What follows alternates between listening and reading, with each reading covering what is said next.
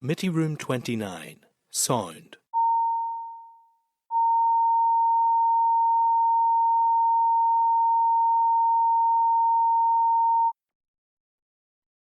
Committee Room 29, Sound.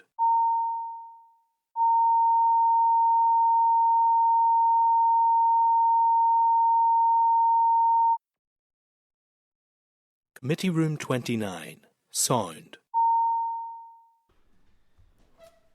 Good morning, folks, and welcome to the Infrastructure Committee.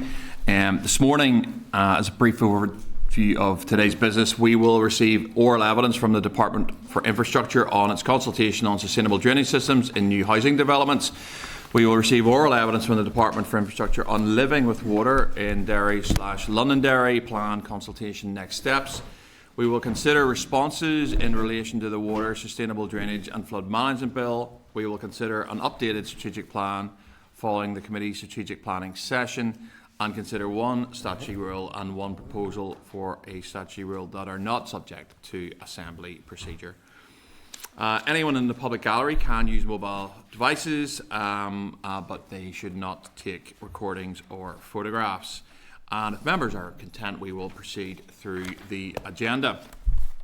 Item 1 is apologies. Are members aware of any apologies? Peter McReynolds, Chair. Peter McReynolds and Nicola Brogan. That is brilliant, thank you.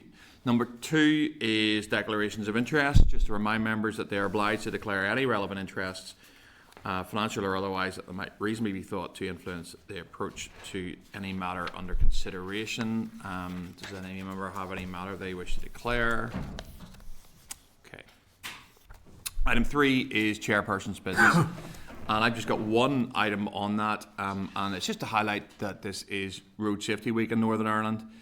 Also, I am aware that 44 people have been killed on the roads this year in Northern Ireland, which is a high figure, and I'm sure heartbreaking for families who are involved. Just also reflect that there is a road safety video that was launched this week by the department. Don't be the reason, and I just point members towards that. I know that the minister, for her, road safety is very, very important, so I just want to highlight that. Would anyone else like to just come in on that?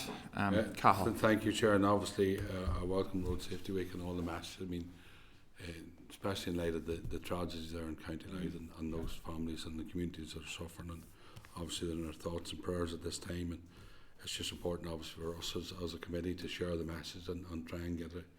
Well, unfortunately, especially this time of the year and run up to Christmas and everything else, in the dark evenings, and the weather conditions are torrent. So I mean, certainly it is Road Safety Week, and it's something we as a committee should really keep in mind and try and promote and share and get the message out as best we can. But like I say, those families who are tragically suffering at the minute in terms of their loss, and it's just like they're in our thoughts and prayers at this time. Thank you, Chair. Thank you, Cathal. Just to check, is that video? I assume it's on X as well. Is that the sort of thing that the department, the committee X can share? The sort of thing if we had yes, agreement. Yeah, there was a press release from the minister with a link to the video. Okay. So it's in the public domain. Okay, that's fine. Okay. No other members just on that. That's the only chairperson's business that I have today. Which takes us on to item 4, which is draft minutes. Page 7, you'll see the minutes of proceedings from the 12th of November. I just need to seek agreement that members are content. The minutes are a true and accurate reflection, and if I have your agreement, I will sign the minutes. Are members agreed? Agreed. Okay. And then one other thing on just the minutes. There was a slight omission to the minutes on the 5th of November, and I have a revised draft minutes of that proceedings. It's on page 15 if any member wishes to have a look at it. And that's going to rectify an omission from the minutes that I signed at last week's committee. if people want to have a look at that, as I said, it's on page 15. But notwithstanding, do our members agree that I sign the revised minutes? Brilliant, Chair. Okay, thank you. Okay, which takes us to item 5, which is matters arising. Do any members have any matters arising from the previous meeting? Yes, Chair. Andrew. Thank you, Chair. Just going back to the evidence on developer contributions, I'm still conscious that there wasn't really at this, that they didn't break down the responses by sector and stuff like that. So I think it would be, you compare it to some of the consultation responses we have this week, and it's very much broken down by centre. So if it's agreeable, would it be good to have the department back to sort of follow that up, perhaps with a bit more of a deep dive into those responses, just in order for us to help make our minds up. And again, the second point, I think we need to know what the officials are advising the minister on this, because it's a fairly big, it has been lauded as one of the prongs. And again, we're very privileged in this committee, I think, being the conduit between the department and the minister and the chamber down the corridor there. And I think, I think we need to be very cognizant of what direction this is going in order for that. So, that's just what my proposal is, Chair. Yep. That sounds like a proposal. I could tell from a member who's not normally frustrated a sense of frustration last week at some of the evidence. I'm certainly content with that. I'll open it up to committee to see if anyone has any other views. I think Andrew's making a proposal that we have those officials back to, as Andrew said, a little bit more of a deeper dive, especially into some of that sectoral breakdown. Does anyone have any other opinions? Agree, Chair, with Okay. the concerns raised. I think it was, while a decent evidence session, as frustrating as it was helpful in terms of getting to the bottom of it. Yep. Okay. Then committee are agreed that we will write to the officials and ask them to come back. We will give them a level of briefing around what Andrew has just described, so they're aware of what they're coming to answer questions on.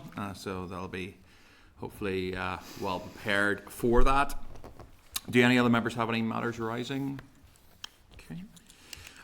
Which takes us to core. I take members to page 28 of the committee pack as a level of guidance through that, and I'll just run through them, and then I'll come to members if members have anything that they want to raise that I haven't.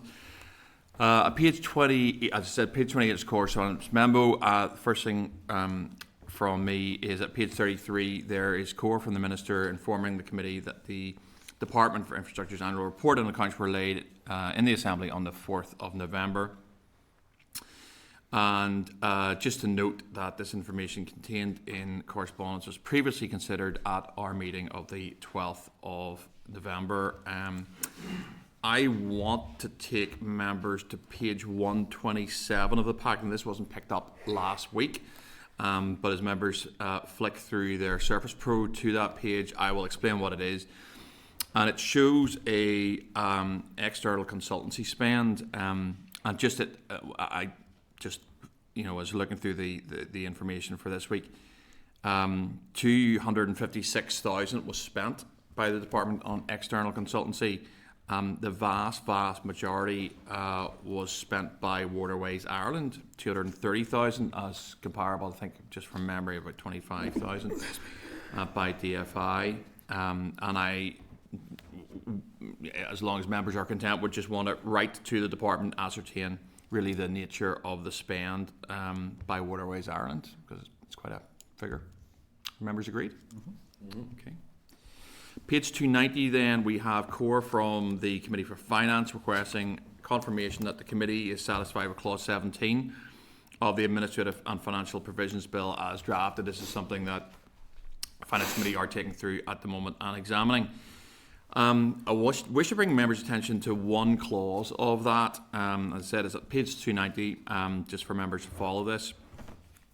And it is clause 17 of said bill, and I have it here, but essentially it states the department may, by regulation subject to negative resolution, provide for a fee to be payable for the issue of a travel concession pass or a duplicate of a travel concession pass in replacement of a lost, stolen, damaged or destroyed one. So the Finance Committee have sought views from all other committees as to whether they were content that these regs are subject to negative resolution or should be subject to affirmative resolution. This committee considered a response from the department on the 10th of September and forwarded it to the Committee for Finance. I wasn't here on the 10th of September. However, I just want to raise a level of concern around this one, and I'm more than happy to take the committee's view on it. However, essentially, this is a request that essentially fees could be payable for concessionary travel.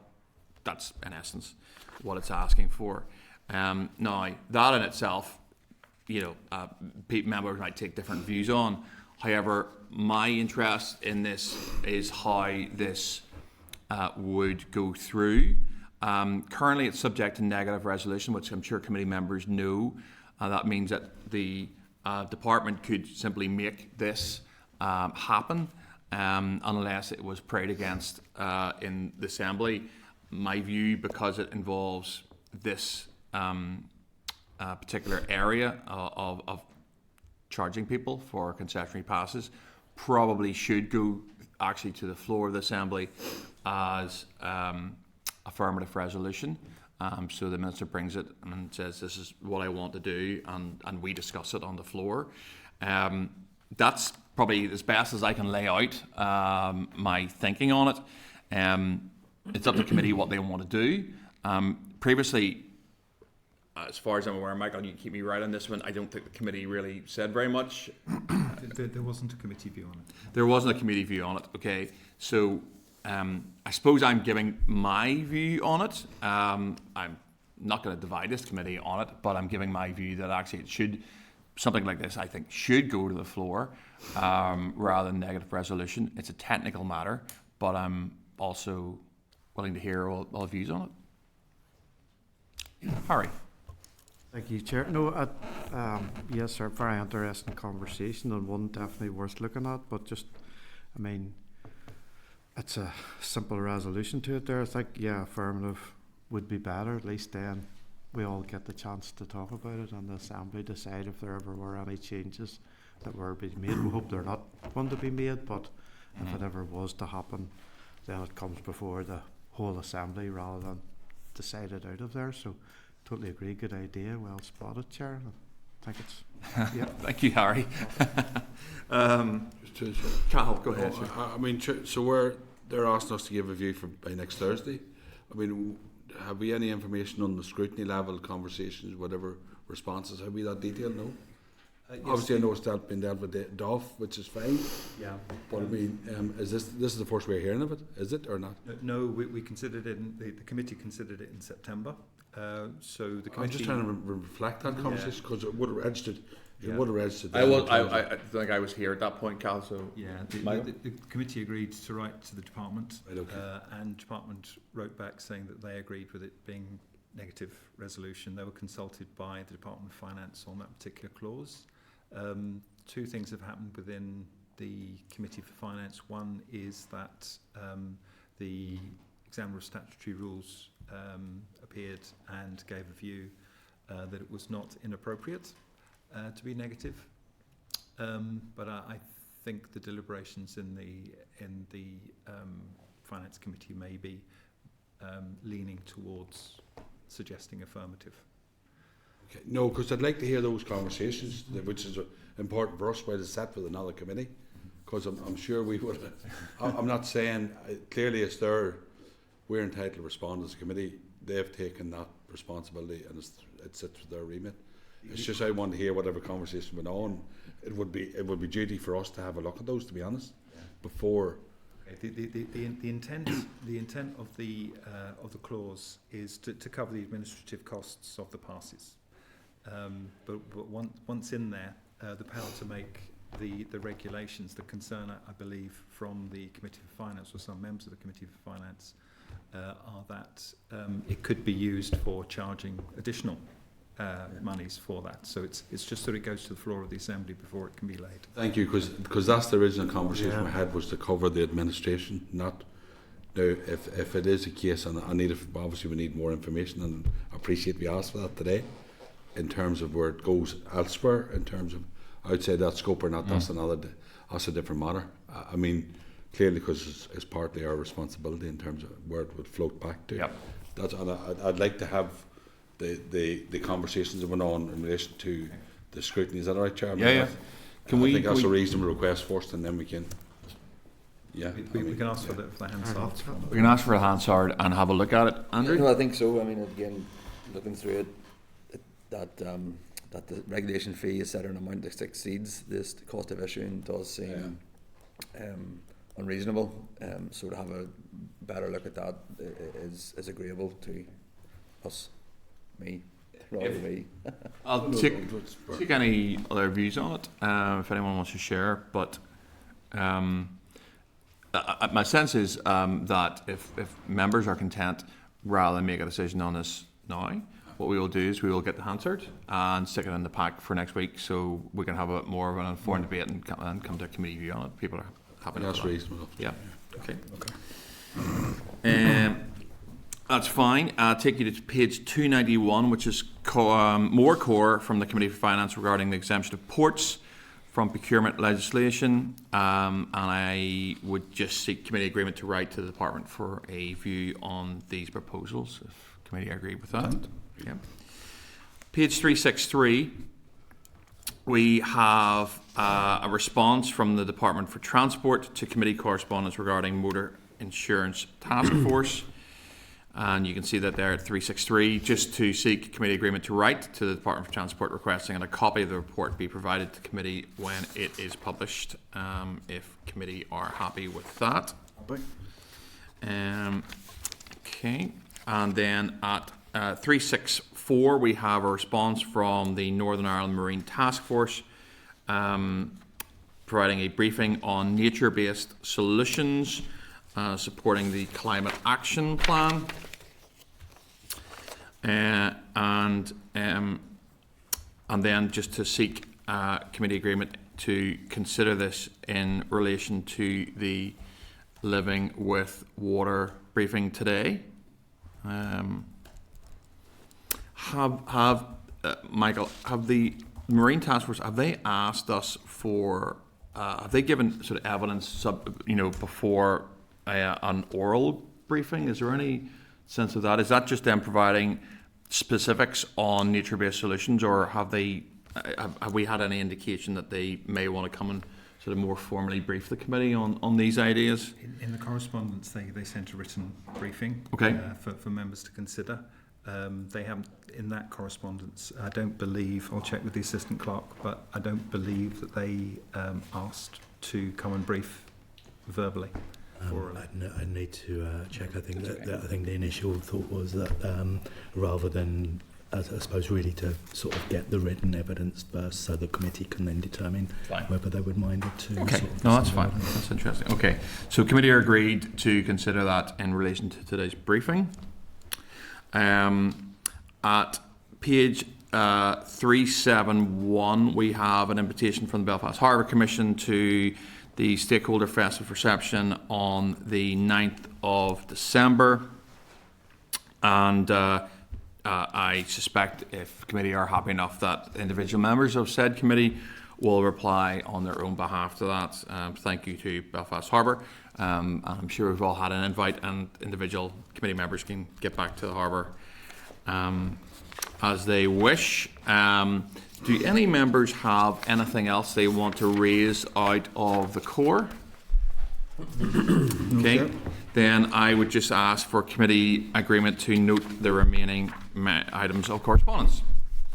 Okay, which takes us on to item 7, which is sustainable drainage systems in new housing developments, and this is a consultation by the Department for Infrastructure And we have, for members' benefit, at page 373, the clerk's memo, SUDS in new housing developments.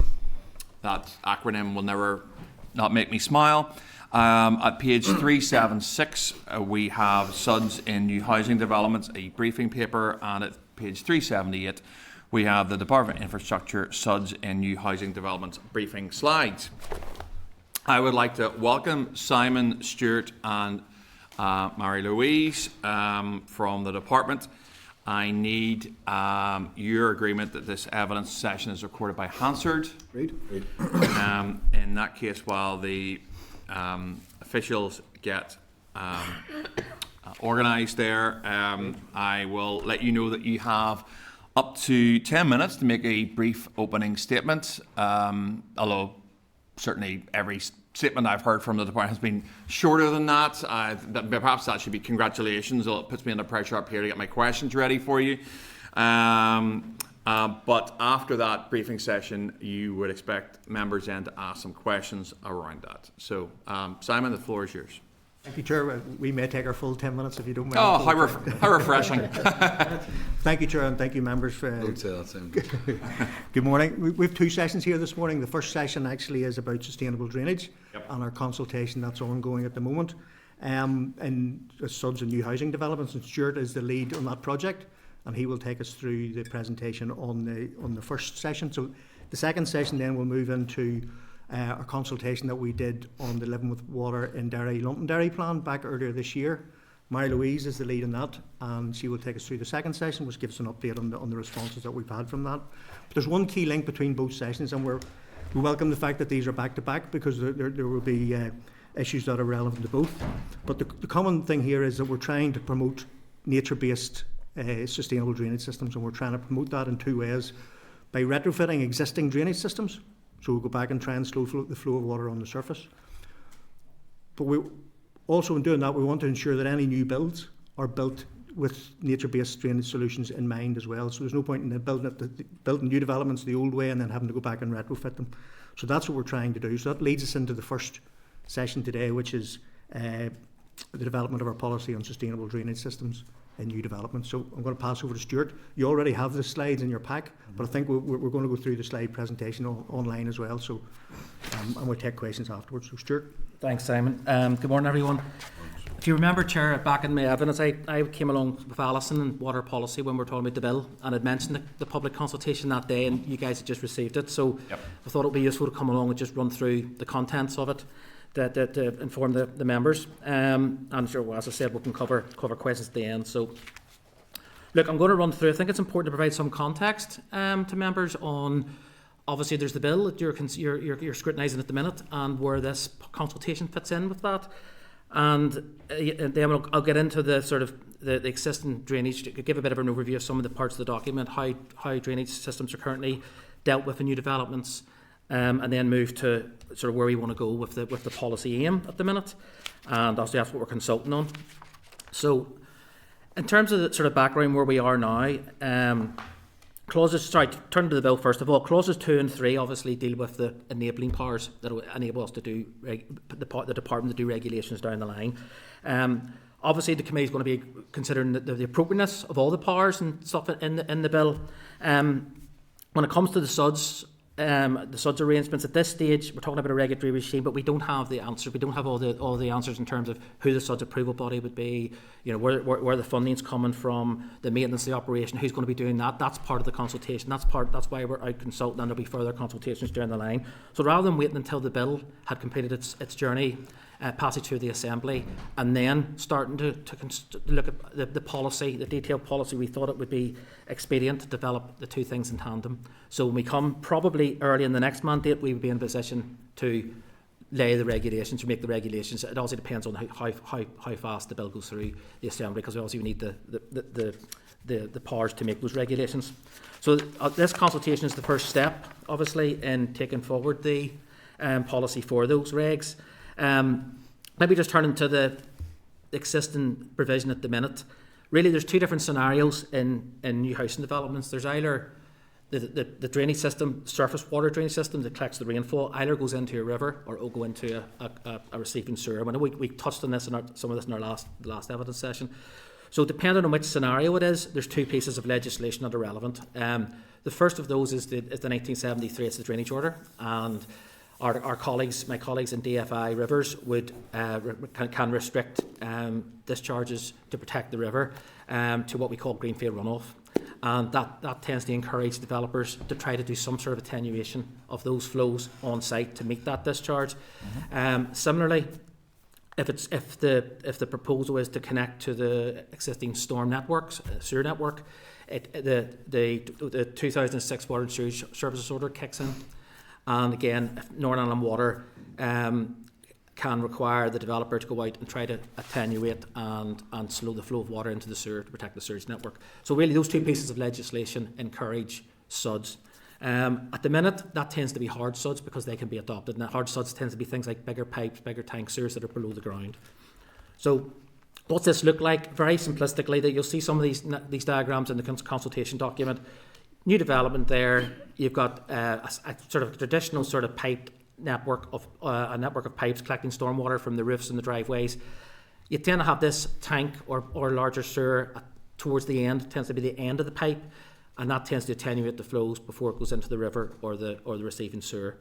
And the difference maybe, and we'll come to it in a minute with soft and hard suds, is hard suds there'll be a continued flow of water, whenever it rains into the river or the sewer.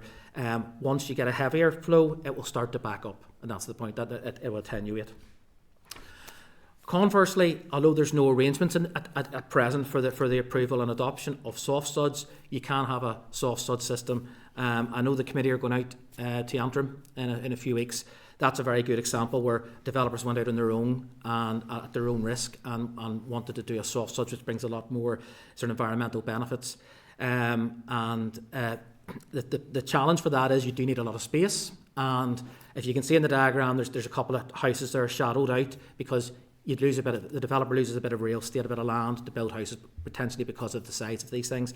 One of the challenges they tend to have as well is because of the size, they do tend to be at the back of the development, and because of health and safety, they tend to be fenced off. It can be difficult to integrate these features into the development. So, doing a wee bit of a comparison between the two, this graphic here, these are called the 4 pillars of sustainable drainage systems: water quality, water quantity, amenity and biodiversity. When it comes to hard suds, they only really partially deal with the water quantity aspect, because although they slow the water down, all the water still ends up in the receiving river or sewer. Soft suds, on the other hand, will allow for infiltration, evaporation, and if they're designed right, the soft sud system will actually hold the water, and it's only when that gets overwhelmed that will start to pass through. So there's a clear benefit there. Also, soft suds provide the water quality benefits because you get infiltration and filtration of pollutants, particularly when you've got the chance for the water to sit and slowly go through the ground. You also have amenity, placemaking benefits, and you also have biodiversity benefits as well. Where we're going for this is really our policy aim is what we call the suds management train. And a low end of pipe soft suds, like the example you'll be going out to see in Antrim, are great. We want it to be involved. We want the suds to be actually at every level of the development. And the idea is that you don't just do it and have one big pond at the end. You have it at property level, street level, development level. And the benefit of that is ultimately that one of the challenges that we've found from the industry is that currently green space, say there's a 10% target for green space in development, SUDS doesn't count towards that green space for the developer, so that's a challenge for them. So that's something we're trying to look at to see if we can make it, when it's dry, that green space can be used as amenity, but when it obviously rains, it can store water temporarily. That's sort of what we're looking at here. So look, just as a sort of a analogy here, is the champagne fountain, and the top glass of the champagne fountain is the property. It fills up, it goes to the street level, and then it goes to the development level. If this is done right, it should be only in a very heavy rainfall event should any water be leaving the site. That's really what we're trying to do, manage rainwater at source. So look, just to show what this looks like, in the first instance you would have possibly permeable paving in the driveways, you would have water butts, then you might move to sort of swales along the edge of the street. So instead of having a pipe network, you're replacing that pipe network with water on the surface. And the plan would then be you would still have detention ponds at the end, but much smaller. So you're not losing any real estate, or you're incorporating that into the actual amenity space of the development. So you could say it's similar to the others, but it's not end of pipe, because we're integrating the SUDs at every level of the development.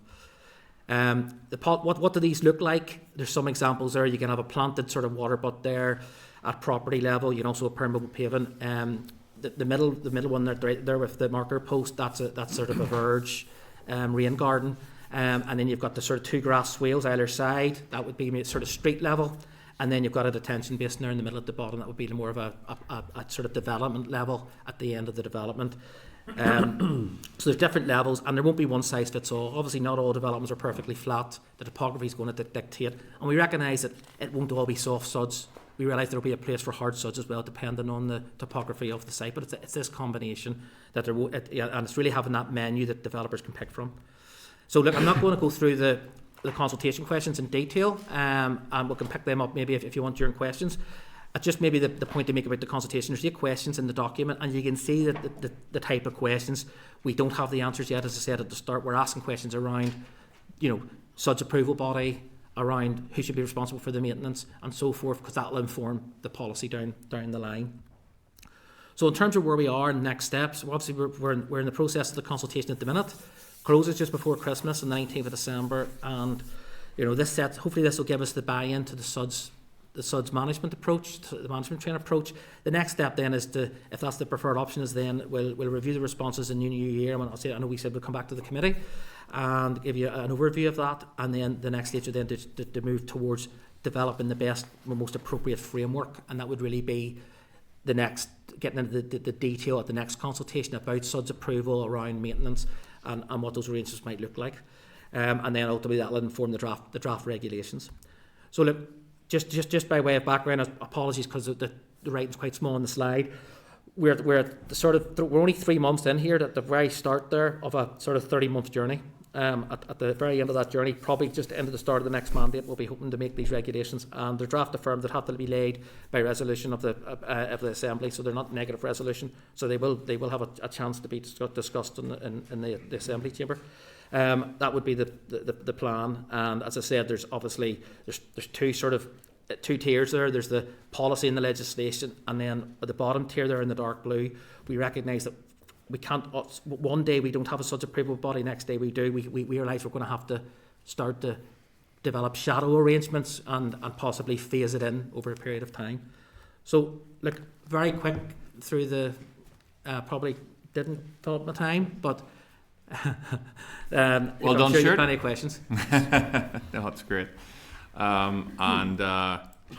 I'm pretty sure I'm a visual learner, so I kind of liked your diagrams on the graphics, I have to say, and they're very, very useful. If I start off with one of those, and if I just take you to it's 2, it says existing drainage provision, and this is the first example of okay, it's what we're looking at, and I suppose as I looked at that.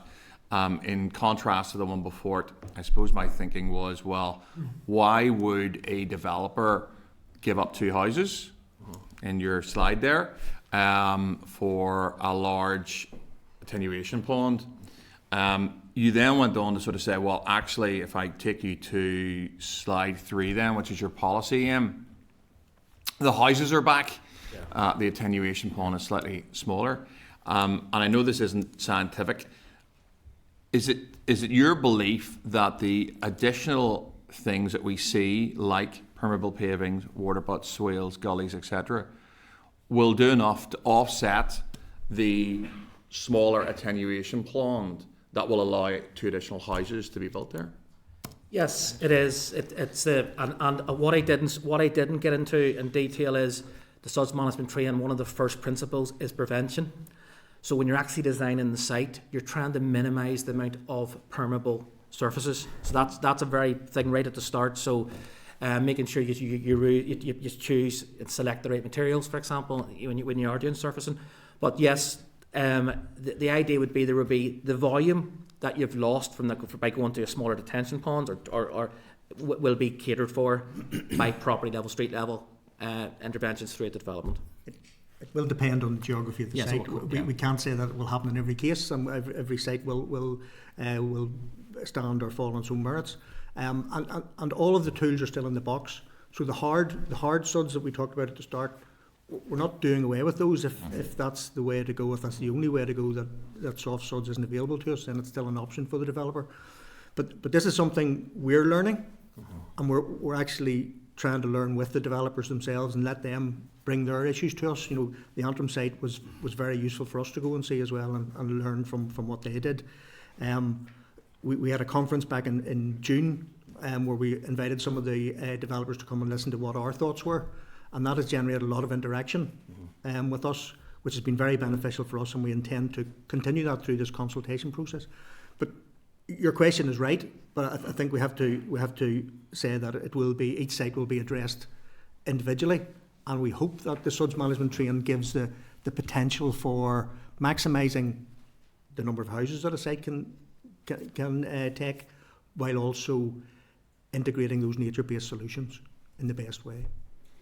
And it's more for my information, and I'm still learning in this committee. If I take you to existing drainage provision, and that is what we have at the minute, and it's the sort of the solution, the as you just rightly said there, Simon, the hard suds and the underground tank.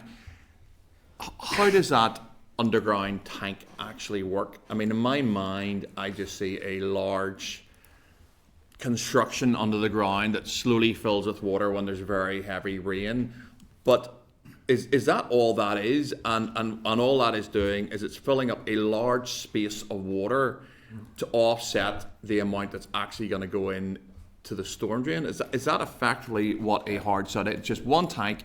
It's dealing with 10,000 litres of water that won't go into won't go in. It'll fill up first, so the actual flow into the storm drain is offset by 10,000 cubic litres of water or whatever. Is that effectively there's a hydro break or restriction? Yeah. So you'll what's have a hydro break? Well, it's a sounds like something out of Space 1999. So dropping down here. It's so it's basically okay. You hopefully weren't. Oh, you were on screen. There you go. I was hoping it was still on me there, Stuart, but that'll be a little moment for your colleagues to see later. Yeah. No, it's basically where you would have. As I said, it's only when you get a rainfall event it will start to build up. So the sort of normal flows will be allowed to pass through. So it's effectively a bit like going from a 1 metre diameter pipe down to a much smaller diameter pipe. And once you start to get, it will gradually, when you get a heavy rainfall event, it will start to back up. So it's effectively a restriction like that. And it lets the flows build up. So the tank would then fill up and then gradually empty. And that's as you said, it's basically a space below the ground that's able to fill up when you get a heavy rainfall event. But if there wasn't that much rain and there was enough, the capacity was there because you've in the smaller pipe to take it, it wouldn't fill up. So it's only in the heavier rainfalls it starts to fill up. So it's a feature that can be put in when you're doing suds, and even the ponds would have them, where you can it basically restricts the flow, so it enables the stuff to sort of back up for a period of time. I think I'm considerably more confused than I was before you answered that question. Okay. Perhaps. Go ahead. Do you want to have a go at it, Simon? Like, simple Simon's going to have a go at it. So. Yeah. Just pretend you're answering that question to a 12-year-old. Go ahead, Simon. The tank fills up, and then, as Stuart says, the water will discharge from the tank at a slower rate into the river or the existing sewer network. Yeah. The tank has to empty because if it doesn't empty, then it's not ready to take the next flow of rain that comes down. So it has to empty at some point. So it empties at a slower rate into the existing sewers. So all of the rainfall that falls and goes into the tank, goes into the sewer, all of it ends up in the existing sewer network. There's no infiltration into the ground. There's no benefit by water being naturally seeping into the ground. So all of the water that goes in. So it doesn't just fill up and stay filled up. It has to empty. So all the water goes into the existing network, ready for the next event. And that will do what it says on the tin. It will slow the flow of water.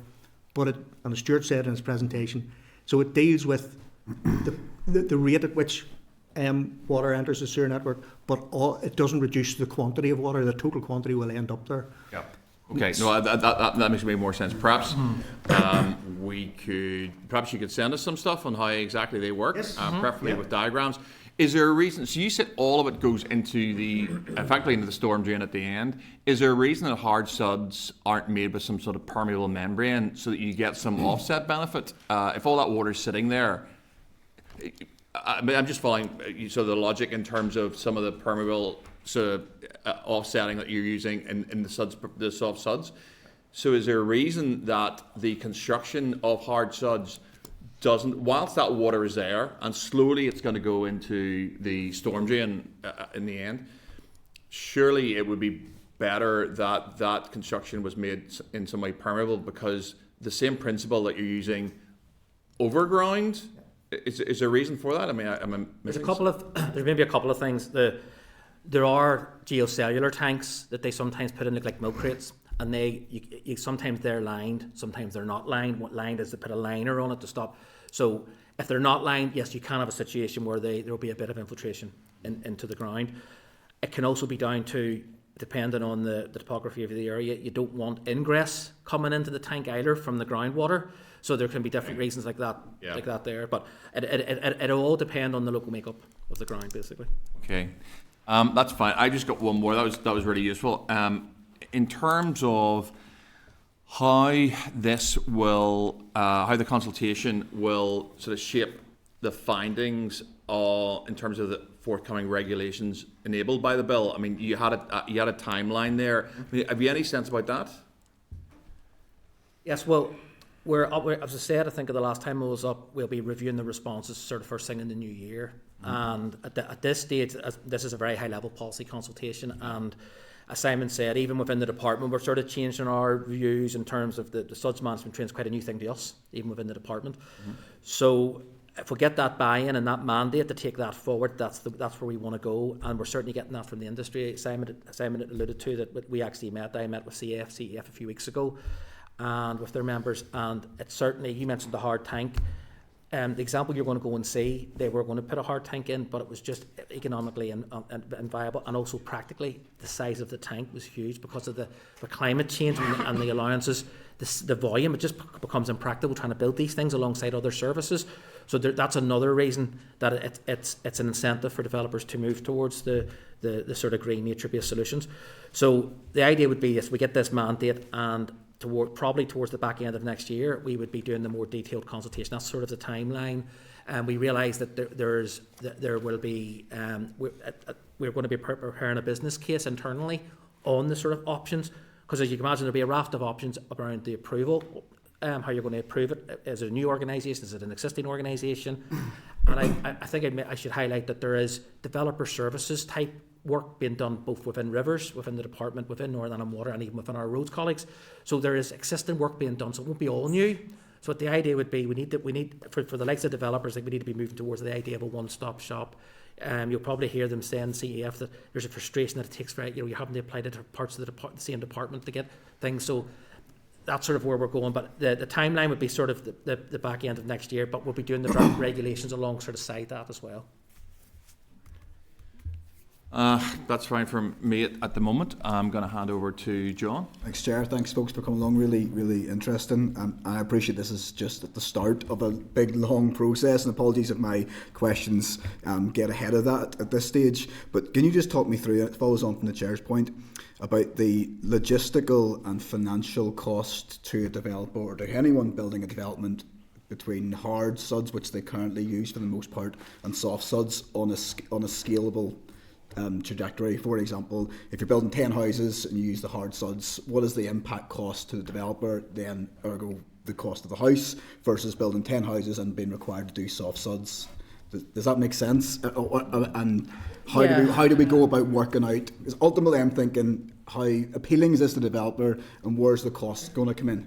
I think it's a very valid question, and it's something we've struggled with as well. We're not struggled with when what is the incentive for a developer to pick this up? Correct. Yes. Because there are incentives for the hard. I mean, one of the benefits for developers for a hard solution is that NI Water will adopt that system, adopt that network. So that in itself is are we going to get these guys to move at all? But in our discussions with developers realise that the way things are going, if you use soft suds, you have a chance, as Stuart said, to make a site minimal impact on the existing network. So I have very little water leaving the site. And there may be circumstances where that would be really beneficial to a developer in taking forward that. So I am highlighting the fact that we need all the tools in the box. We will need hard solutions at some point. We will need the pond on its own at some point, and then some of the other sites we may be able to use the full management train. We don't have costs in relation to how much will a hard system add to a house or how much would a soft system add. I think that's very specific to a site. Okay. And it would be, the hydraulic system, issues within any site, and just the geography of a site and the topography of a site. So all of those things need to be considered. And I can't give you an answer to your question. Okay, no, it's but, fine. but, It's but your understandable. question is the right question to ask, and we need to be. We will continue to ask that question, because if we come to a point where developers say to us, "Look, we're just going to go back to building concrete tanks," Yes. then we've lost the battle, and we have had a positive response, and we want to build on that positive response. And I think this consultation process is throwing up a lot of positive responses from developers, and we're hoping to maintain that and trying to get their expertise in designing this properly, because we think this is the way to go. Oh, absolutely, and look, their buy-in is key because they are the ones building the houses. Only as a very general approach, as you move up this bigger development, there's more scope for space for these things. Yes. And there is in terms of what we're looking at here, we're probably talking 5. The new regime would kick in for 5 or more properties, because that's where private streets in our department would kick in. So it's probably 5 or more properties would be the. But as I say, it would when you get into hundreds and hundreds of properties, there's definitely a lot more scope for blue-green solutions. I know we're still at the early stage. Question 4 refers to which organisations should be responsible for approving design and construction, and there's a list of options there. I'll be interested to hear what you might think that should look like. I'm conscious of, we've got 11 councils, some who have produced their area plans, some who have not, and potentially a postcode lottery in terms of how these things are interpreted and adopted by local councils when it comes to planning.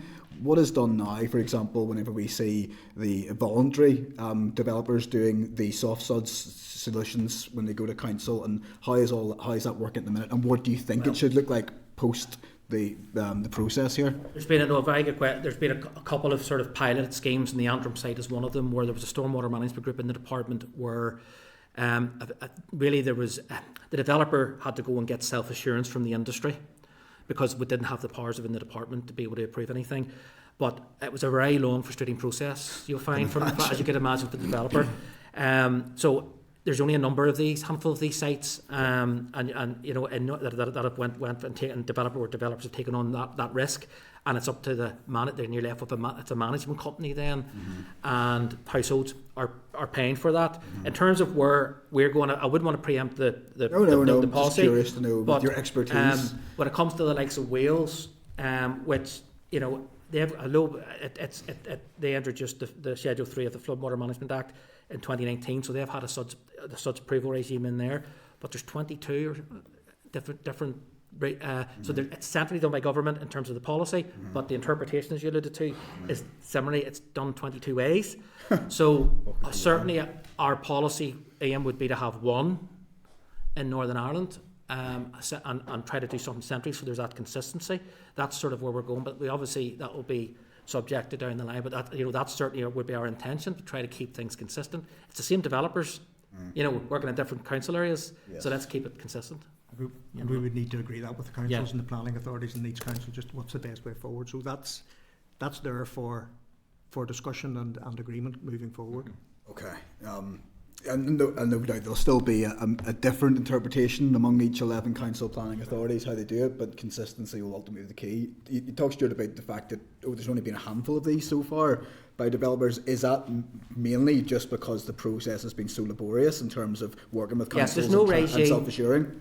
There's no regime in place that developers can look to in government. It's up to the developers to do it on their own. Yes, that's the challenge for them. It's that new regime that we're trying to develop. Okay. You ably led me on to my next question, which is then the potential. Maybe you can talk us through it in Wales.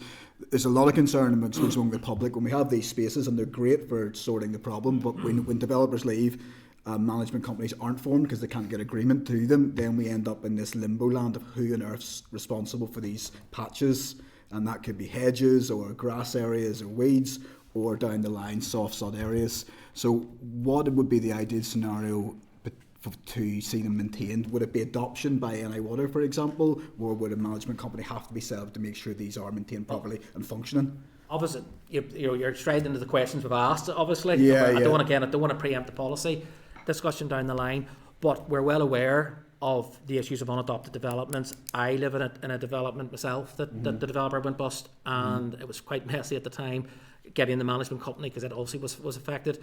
So I'm well aware of the legacy. Yes. I don't want to add to that legacy going forward. So certainly around the, obviously adoption is slightly different to ownership, but certainly around the adoption, and so, central government needs to be able to step in, I think. Yes, so we need to factor all that in. I'm not ruling out the management company option. We can't at this early stage, but all options will be on the table. But your concerns will be factored in. I did say at the start, I knew I was going to stray into it just by the nature of it. But no, your points are one of the challenges we're going to have is how's this all going to be funded? Exactly. And it's if it's factored in, certainly in a very simplistic way, a green space that fills up a bit of water versus a green space that doesn't. They both need to be cut. Grass needs to be cut. The management fees shouldn't be that much different. No. There will be maybe specialist maintenance once every 5 years or 10 years. So the cost of that shouldn't. So if there's a model there, you don't want to tamper with that model too much, maybe, because you're getting income coming from the residents that are benefiting from that from those green spaces. So there's for and against. Yeah. That's what I'm saying. Maintenance is a big. I mean, the regulations will allow us to design, approve, operate, and maintain. Yes. You put a policy system in place where that do those four things, and the maintenance one is the end. Yeah, is the absolutely. end of the line. And we have to look at that. I mean, as Stuart said, hopefully, if these are designed properly, that if there is a management company within a development that cut the grass and do tree pruning or whatever, that if these are designed properly, won't add actually much more general maintenance to it, and it could be incorporated. Self-sufficient, effectively. Yes, hopefully. And again, that's the importance of designing this, getting it right at the start. Yeah. The final point, Chair, if I may, is just, I mean, you talked about Wales, Stuart. I'm just curious if you were looking at anywhere in the world that does this immaculately well, and you go, that's the gold-plated standard, I want to copy and paste and bring it here. Is there anywhere that's doing it well? I mean, one of the things that's going to be coming quite late to the party in terms of this is that we can copy what goes well and learn from what went badly. Where are we looking at? From a UK point of view, Wales. Yeah. The problem is our climate. It's quite different. I'm going to point that I have relatives used to live in Florida, and Florida have swales actually built into the front garden. So if you're in a development, it's open plan. Every garden. It built, but the problem is Florida. It rains. 20 minutes later, the sun's out, and it all evaporates. So it's exciting, but so there are places where it's been integrated like that. But I think locally Wales is a fairly good. They've struggled in England. They've had the Floodwater Management Act Schedule 3 for a long time, and they still haven't implemented. Okay. And because we have the benefit here in Northern Ireland in that we have one road, just one department, and we're all in the one department. We've got one water company. All right, with 11 councils. But if you go to England, it's a multi-plethora. All our roads are in one place, where they've got local roads. So, Wales is probably they went ahead and brought it in. So and there is lessons learned. They've already done a little bit of a lessons learned piece in Wales we can learn from. And I mentioned earlier about the different. You mentioned yourself the difference in interpretation in one area versus another. But we can avoid that by having at least one authority that the councils can refer to. Yes, that's sort of what we're thinking. Okay. No, that's really fascinating. Looking forward to continuing this as it goes along. Thank you. Thanks, Chair. Okay, thanks, John. Stephen. Thank you, Chair. Thank you, folks, for your presentation. A couple of points were mentioned very well there by the Vice Chair that was going to cover, but just back to the point about 10%, the green space issue. How problematic is that? I suppose ultimately, developers, one of their main interests is making money and building houses, in every as much land as they can and squeezing in as many houses as they can. And we'll see that trend over the years where gardens are much smaller now than they used to be as well. So I suppose, how do you overcome that hurdle really around that 10%, which isn't in that figure of for the green space? Yeah, well, the timber, there's a document was done quite a long time ago, a guidance document creating places between it was DRD at the time, and DOE planning, and that's what the 10% currently is. But you will see that there's other, depending on the local councils, they can dictate higher percentages than that. I think when you go to the Antrim site, you'll be quite surprised. It's very spacious. There's a lot of green space in that site.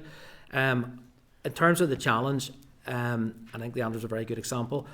The SUDS features they had there didn't contribute to the and that would be I think as the chair mentioned, that would be the disincentive. Why would you build these things if they're not counting towards the green space, because that's just taking away money from site for properties. So that's a key driver for us, and we need to work with our planning colleagues, because there may be an interpretation that green space has to be usable space, like you can kick a football up and down it, whereas one could argue that if it's aesthetically pleasing, it should be equally it's planted out with benches and things. Is that equally green space? So. That will be a challenge for us that we're going to have to work through with our planning colleagues. Yeah, no, that's okay. Has there been any? I know the consultation is still running for a few weeks yet, but has there been any initial feedback in terms of engagement with developers? Are you satisfied that there's good buy-in and interest in it? We have met, as Simon alluded to, we had a conference back in June, and then as a follow-up to that conference, we met with CEF there, as I mentioned a couple of weeks ago. And every builder is going to be different, and developer is going to have a slightly different view on it, depending on the type of the size and scale of the sites that they're working on.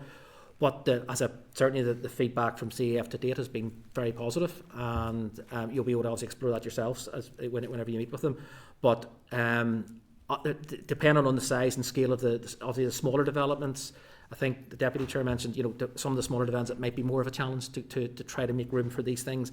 But certainly, when you take the capacity constraints that we have and things, if it's an incentive to do... I know that's what I was going to say. The sector are very much ready and willing to be innovative, and they're very much up for it and looking around the world and globally, and we've met with them and so on those issues. And I suppose that is the thing. Is the incentive there because it's an alternative to ultimately get the green light in some cases around capacity, or do you feel it's a mixture of... I think it's a mixture of both. The environment. I think it's a mixture of both, and also with a lot of additional drivers. SUDS has been on the table for a very long time, as long as I can remember, past 20 years certainly. And I think this is the first time ever I can genuinely say that there's definitely a change in momentum, even with the industry in particular. This is the first time I'd heard examples of it's no longer economically suitable for them putting a tank in the ground. It's actually better for the developer to actually go for the above ground natural solution. That was new. That was news to me. Going back 10 years ago, that wouldn't have been the case. And there's all sorts of challenges now with the Climate Act and nature-based solutions. It's the in thing now, and I think that there is that move it's a permanent move now, and I think the industry recognises that. I think our hope would be that the nature-based solution becomes the norm, becomes business as usual, rather than the concrete pipes and tanks. But again, reiterating the point that we need all the tools in the box for different sites to allow that to happen. But we've been really not surprised, but really pleased with the response from developers, the positivity on it, and their willingness to be involved in this discussion and to help us take this forward. No, that's great to hear. But I suppose just the final point in terms of back to that maintenance issue and the cost as well.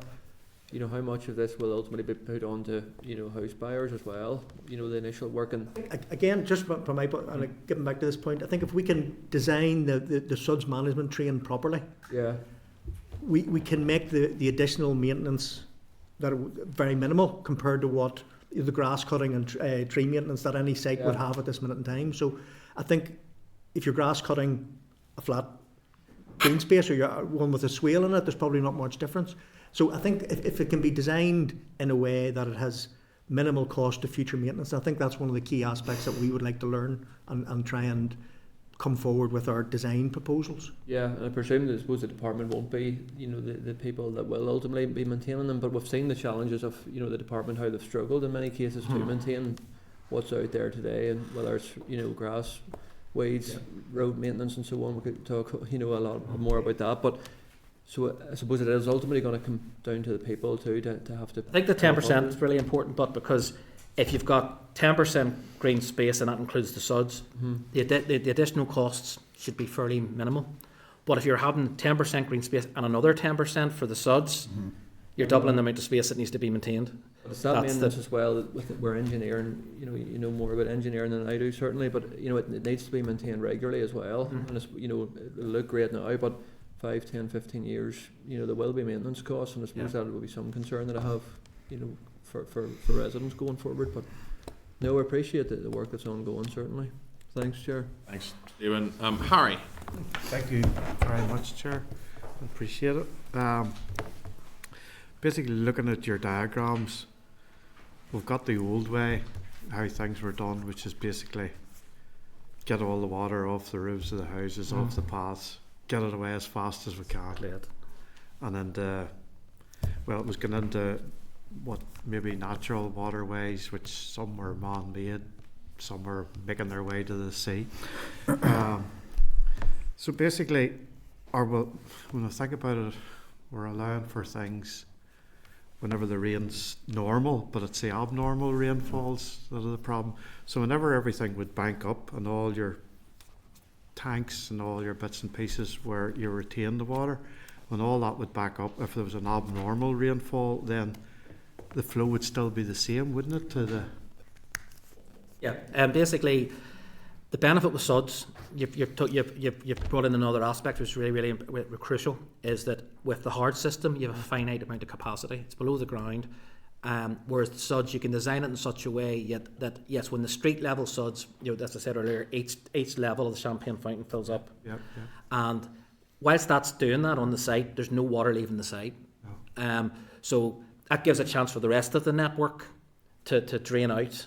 So that's the sort of principle. Where in the hard sud scenario, in a typical hard sud, not all hard suds, but in the typical hard suds, there'll be a constant flow of water leaving that site during the rainfall event. Albeit it won't get any higher because as I said, it's been throttled, it's been kept back. But you're right, the soft suds would hold it back and help the rest of the network. And particularly with that flash, there's a peaky, flashy sort of water. It would cope better. It would help with that, because the challenge is, as you said, all our systems have been designed to get the water away from property as quickly as possible downstream, and of course, where's all the flood risk? Downstream. So that's the challenge for us. But if there was abnormal rainfall in that one area at that one time, it would still be the same result, basically, because it's going to fill up and then it has to disperse. Could be, yes. Absolutely could be. I'm thinking of your grass storm drains. So, right, while they get the water away, I take it they'd be somewhat porous, but I'm kind of thinking of the dangers involved with them. If they do fill up and flow, has that been considered? The risk. Health and safety is a big part of this, and you have to do all sorts of assessments on these things. The sud systems have to be designed very much. Even the bigger systems like the basins, where you maybe have a bigger volume of water, very, very flat slopes, they have to be designed in such a way, and they have to be. And there is health and safety is of paramount importance. And this is why in England, there's all sorts of examples where you have the suds pond. It's at the back of the development with a big 12-foot fence around it with a life ring, because they can't integrate them into the development because there's been a health and safety assessment said. So we need to, it needs to be done in such a way that it becomes an integral part of the development. In the same way somebody goes to a park and walks along a park and there's a pond or a lake in the park, it would need to be, it's as much an education piece when you're developing them, so. Yep. And obviously it's very important to divide clean water from the sewer water, so you never want clean water going into the sewer. Right. We want to get it away as quickly as possible. No, that's fine. Thank you very much. Thank you, Chair. Thank you, Harry. Andrew. Thank you, Chair. I was actually struck by your last point, I think, about the developers becoming more financially of an option. It's sort of viable. It's like Adam Smith's invisible hand in real life there, so it is, which is interesting, I think, in its own way. Just, I suppose, really, I think a lot of the points have been covered, and I appreciate that, but just wondering, where do you want to see it going with regarding responsibility of design? I mean, because these are the big there's a couple of big issues here with responsibility of design and the funding approval body here, if that makes sense. So those two separate points, we'll start with the responsibility of design. who do you think, or where do you think this needs to go? The design of the site ultimately will be with the developer, because they develop the hard pipes in the ground at the moment. So going forward, where we would like to take this is we put the policy in place on what the design should look like, what design options are available to developers. Then, so the developer will design their site in accordance with a technical guidance documents that we will develop for this type of intervention, and then they will put that forward for approval through the planning process. Now, within the planning process, there will need to be an approval element of SUD's design, and that's what we don't have at the moment. So that will need to sit somewhere within the overall approval process.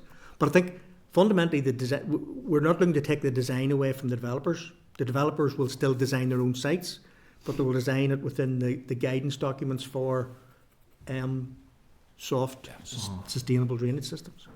Does that lead into, I know we'd referenced the Welsh model where there's 22 different ways of doing it, and you've already indicated that it'd be your preference that there'd be one? There'd be one, just to be clear, there'd be one organisation, preferably, again, I don't want to preempt because I'm conscious where we are. Not our preference. So one that one entity would basically be the 11 authorities would pass over to that, and they would stamp for approval or else refuse. That's the function that we're talking about here. That's one option. Yeah, The 11 councils could go to one of what we call a SAB, a SUD's approval body, and wherever that may sit, so they all go there, approved, denied, or whatever. It goes back to the council, and the council will go through their normal planning approval process. So we're saying that's possibly an option. We're not saying that's what our preference is, but there needs to be a body that approves the design that the developers will bring to the table. Just a quick comment, and then another question. I think we've talked about maintenance companies, and again, I'm sure other colleagues here have consistency issues with the maintenance companies. You know what I mean? So again, it's more of an awareness of that. Just handing it over to a maintenance company. I think, but that's probably reflected in some of the responses. Yeah, I think for a maintenance company, I pay a maintenance company with my development as well, and they come along and they do a reasonable job, do a good job actually. What we're trying to do here is, where a maintenance company is working well in a development now, we would expect that those maintenance companies would still work well, because there wouldn't be a vast increase in the amount of maintenance they have to do if these are designed properly. I'm not saying there's never any problems with maintenance companies. There are, but there are problems now before we even go to soft SUDs. So where maintenance companies work, I think adding this well-designed soft SUDs infrastructure into a development will hopefully not add much more to the difficulty of maintaining a site. We've got the bill here, and there's various points. When we've talked as well, Chair, about Henry VIII and all this carry on here. I'm just curious: is there a danger, or does one depend on the other? To the policy doesn't get ahead of the legislation, if that makes sense, because you don't want to end up in a sort of a contrived scenario where we approve the Henry VIII powers, if you will, but we don't actually know what the policy is going down and all the rest. Does that make sense? Or I think we recognise that SUDS has been around, Stuart says, has been around for a long time, and it hasn't moved forward. And we know that our colleagues are taking forward the bill, and the bill will give us the power, as I say, to design, approve, operate and maintain SUD systems, soft SUD systems going forward. Now, we could wait until that bill was there and then start this process.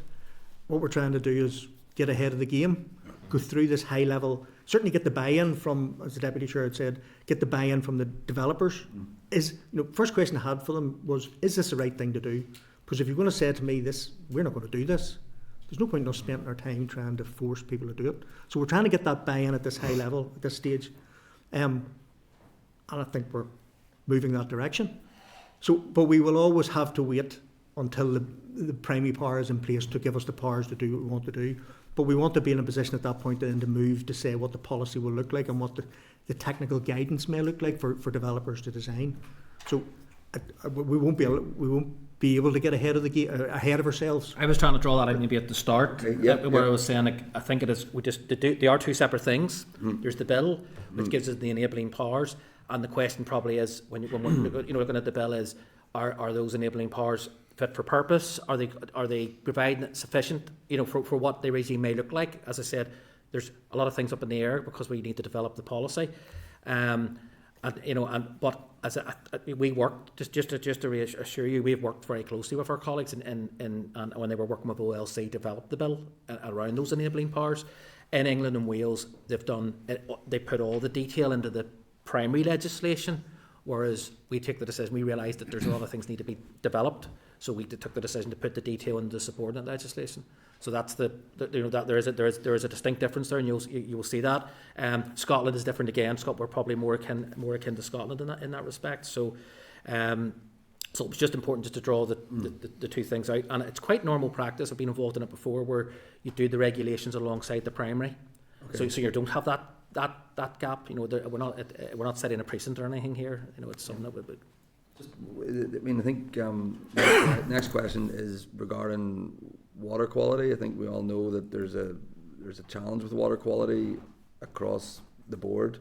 One element of water quality is surface water picking up all the detritus and microplastics and oils and whatever. Is there any information or finding that the sustainable drainage, whenever you go into those swales, filter out some of that? I mean, again, that would be an important thing to draw out if it is the case, but also to make sure it does, just to improve the water quality, because you may see it there. I mean, if it just goes in a big concrete tank, all the nastiness is still in the big concrete tank and then goes into the river. Whereas well, the diagram there, which is the sort of four pillars of SUDS design. You're totally right. The basic premise is the slower you hold the water back, the more opportunity there is to filter those pollutants out. So the hard suds, there's firstly no opportunity.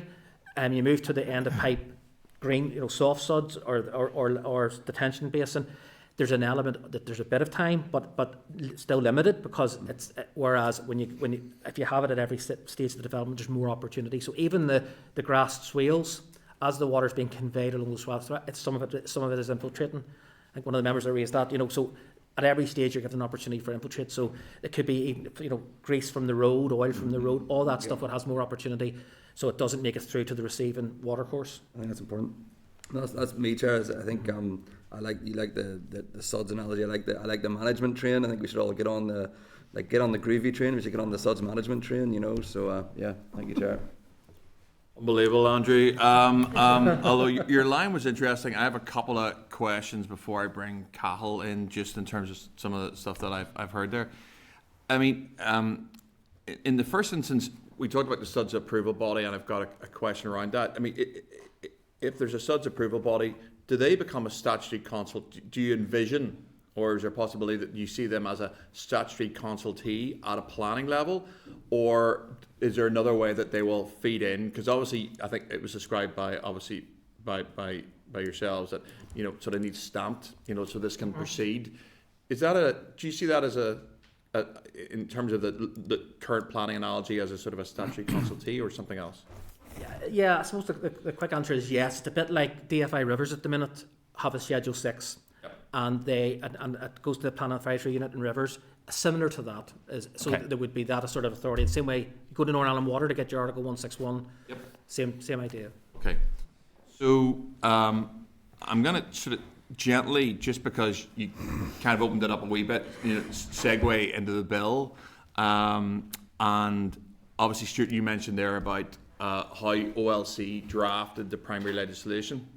And it's not uncommon, as you just noted there, that in terms of how that is drafted, that the regs come after, and there's good reasons for that, and certainly that has been my experience of primary legislation being drafted, and certainly it seems very appropriate for the flood management bill. Would you also accept that we took some evidence from the examiner statutory rules around the Henry VIII clauses that my colleague just mentioned?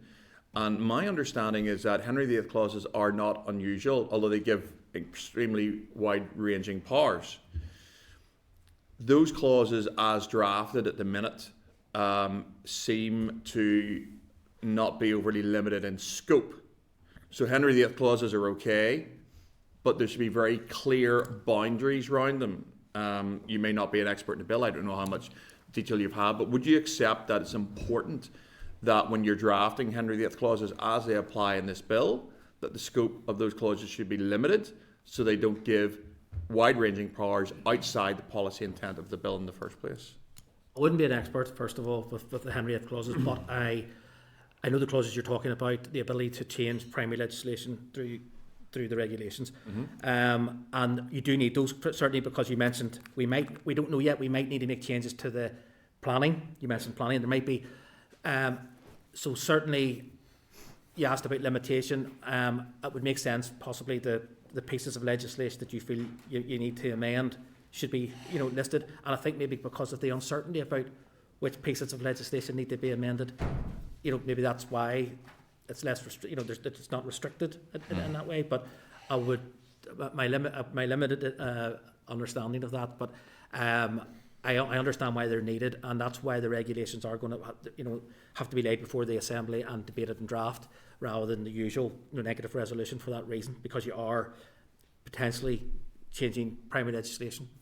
Okay.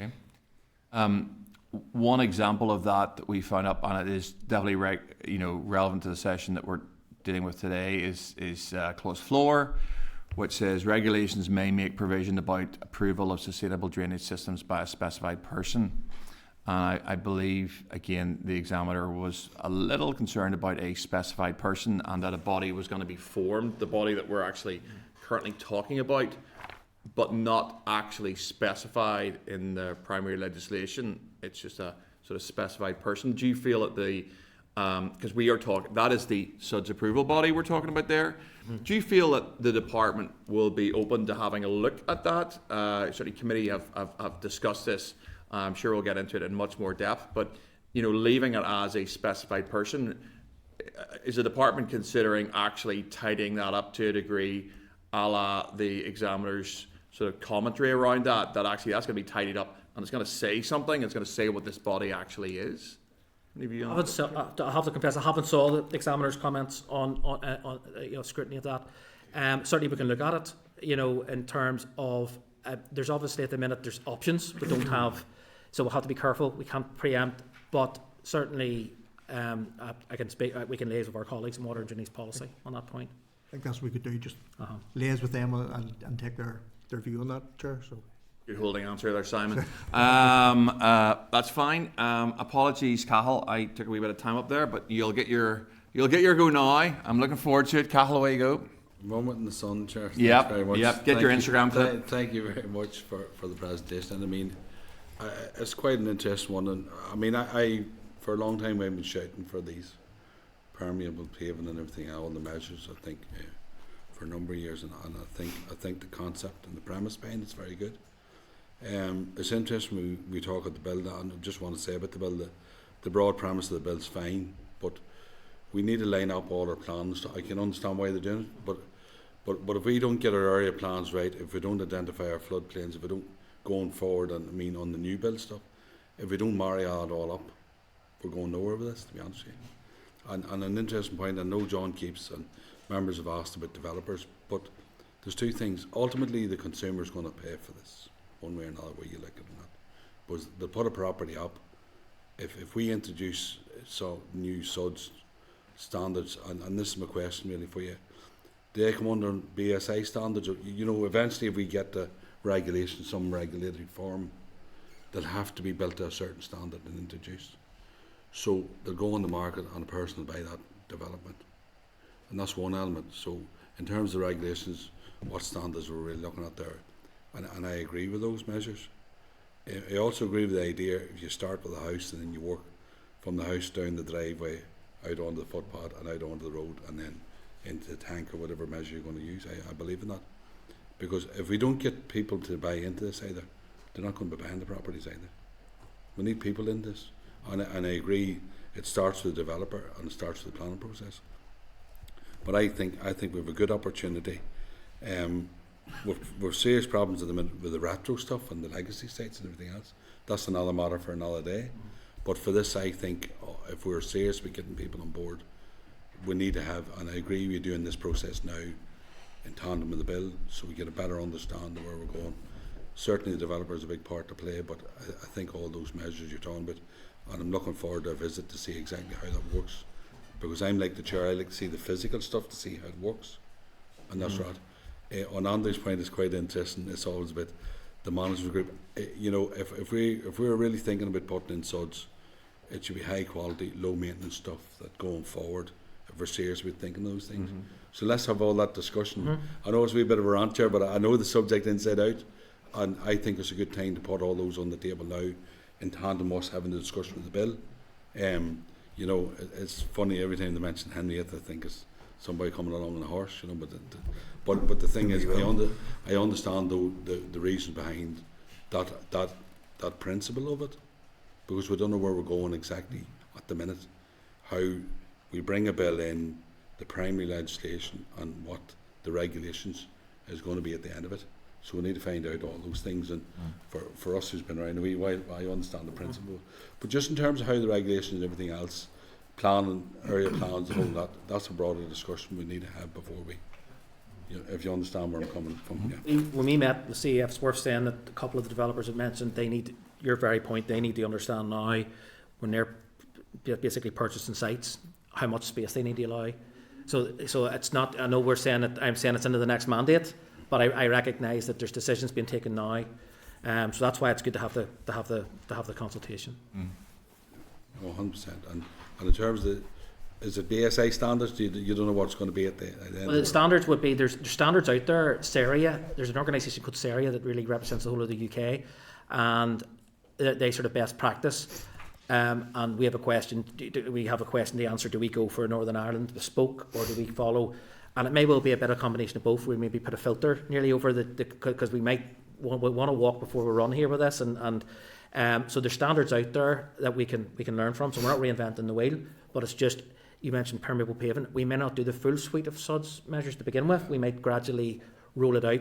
So we're certainly going to learn from what's already out there. So sort of best practice. So the standards will be getting there's detailed drawings about the grass swale looks like just a depression in the grass.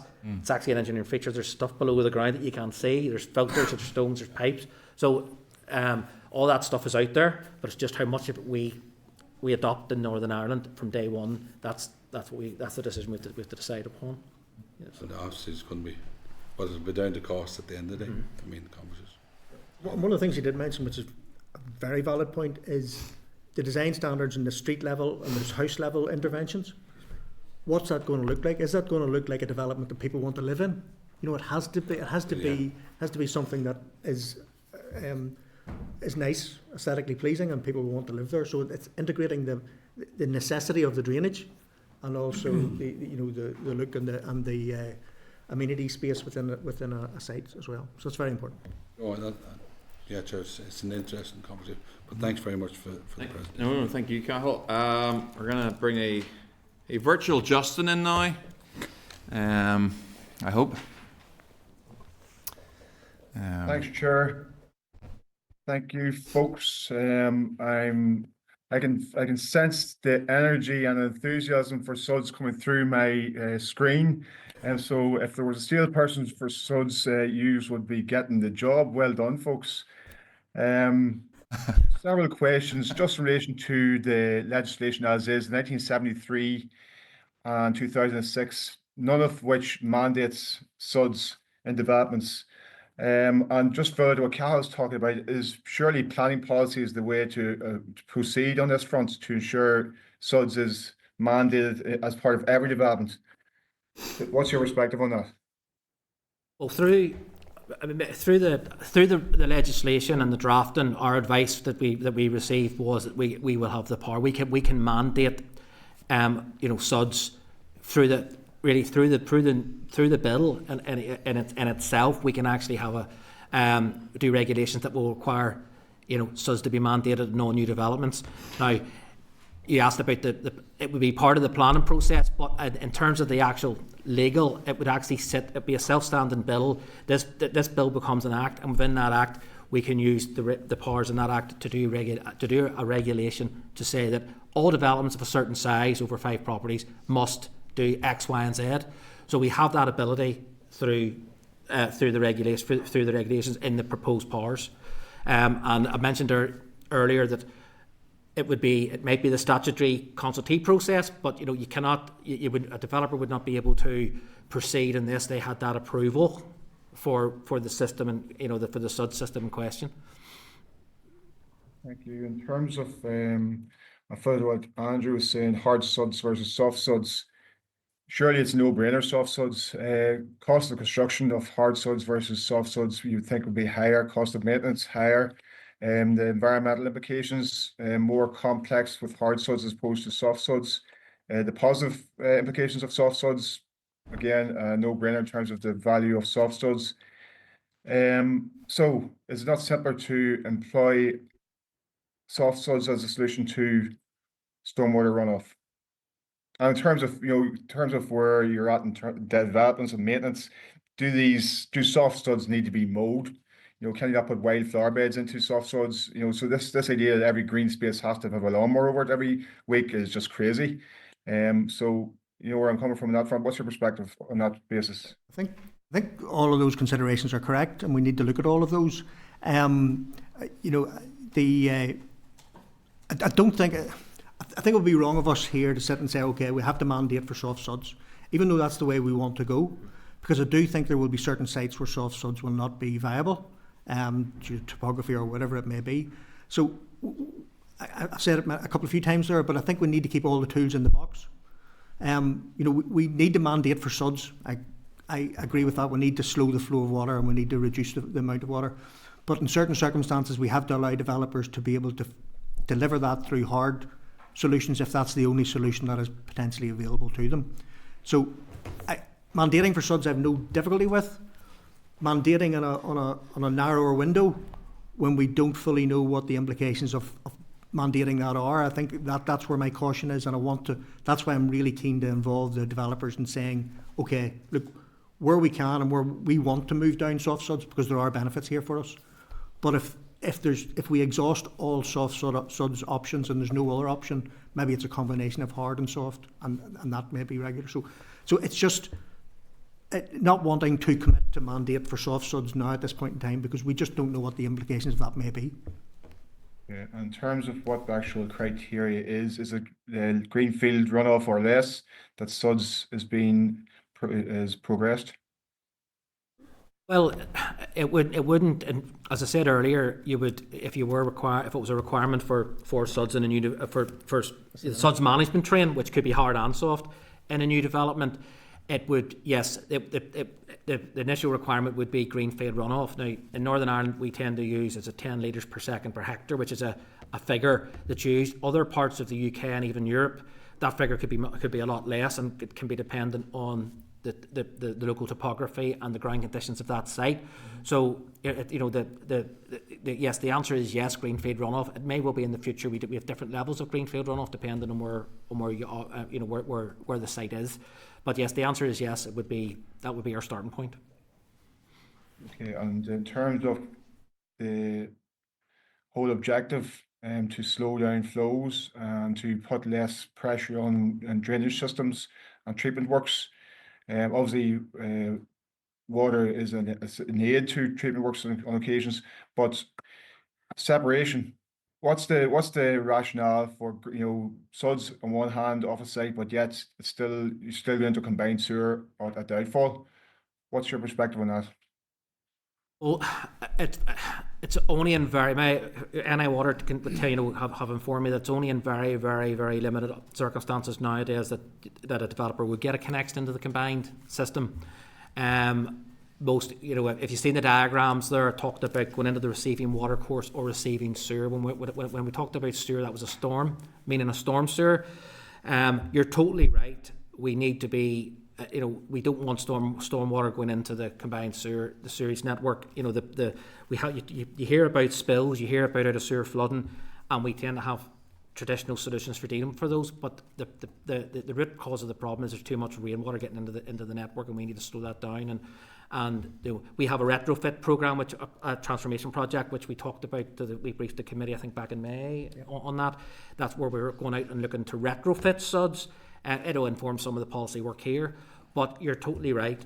We need to be, retaining the water on the site as much as we can, even before we put it into the water course or the river, or in the very limited circumstances, the combined sewage network, because I realise that maybe down the network it might end up in a combined sewer at some stage in some instances, and if it goes into the combined sewer, it's only going to contribute to spills and things and other issues down the network. Where are water butts currently used in the north, if at all? They've more of a voluntary thing. They've been there has been I think there's been some examples maybe in schools and things where they've maybe used them, but it's only been done on a voluntary basis. It hasn't. My understanding is we haven't rolled them out as part of a measure. So the property level stuff, it would be a new thing if we were going to roll them out, but they have been, as I said, some commercial premises and some things like schools and that, my understanding, have trialled them. Okay, and should the design criteria around soft suds not provide for self-maintenance, back to the point around flower beds, wild flower beds and such, and this idea that swales are some sort of health and safety threat, or attenuation ponds are some sort of health and safety threat, is that not prehistoric, and it should not be embraced as features in the developments, whereby the price of your development is actually better? If I have a pond nearby, yeah, that's what I want for my kids to be able to play around the pond, not to be seen as something which is a danger. We're all too risk averse in this society. Catch a grip, guys. What's your perspective on that? No, we agree. Simon mentioned we've got the toolbox, and there is an education piece here. There is an expectation, you alluded to it there, that people expect bowling green lawns in new developments, and there is an education piece about the wilds. Not everybody would want to be living in a development that has. Some people look at it and might think it's unkempt when they see the wildflower. Other people might embrace it. So there is an education piece. So there won't be a one size fits all, but I give some of the images there. I showed a closely mowed swale versus a planted area. Of course it does add amenity if it's done in the right way.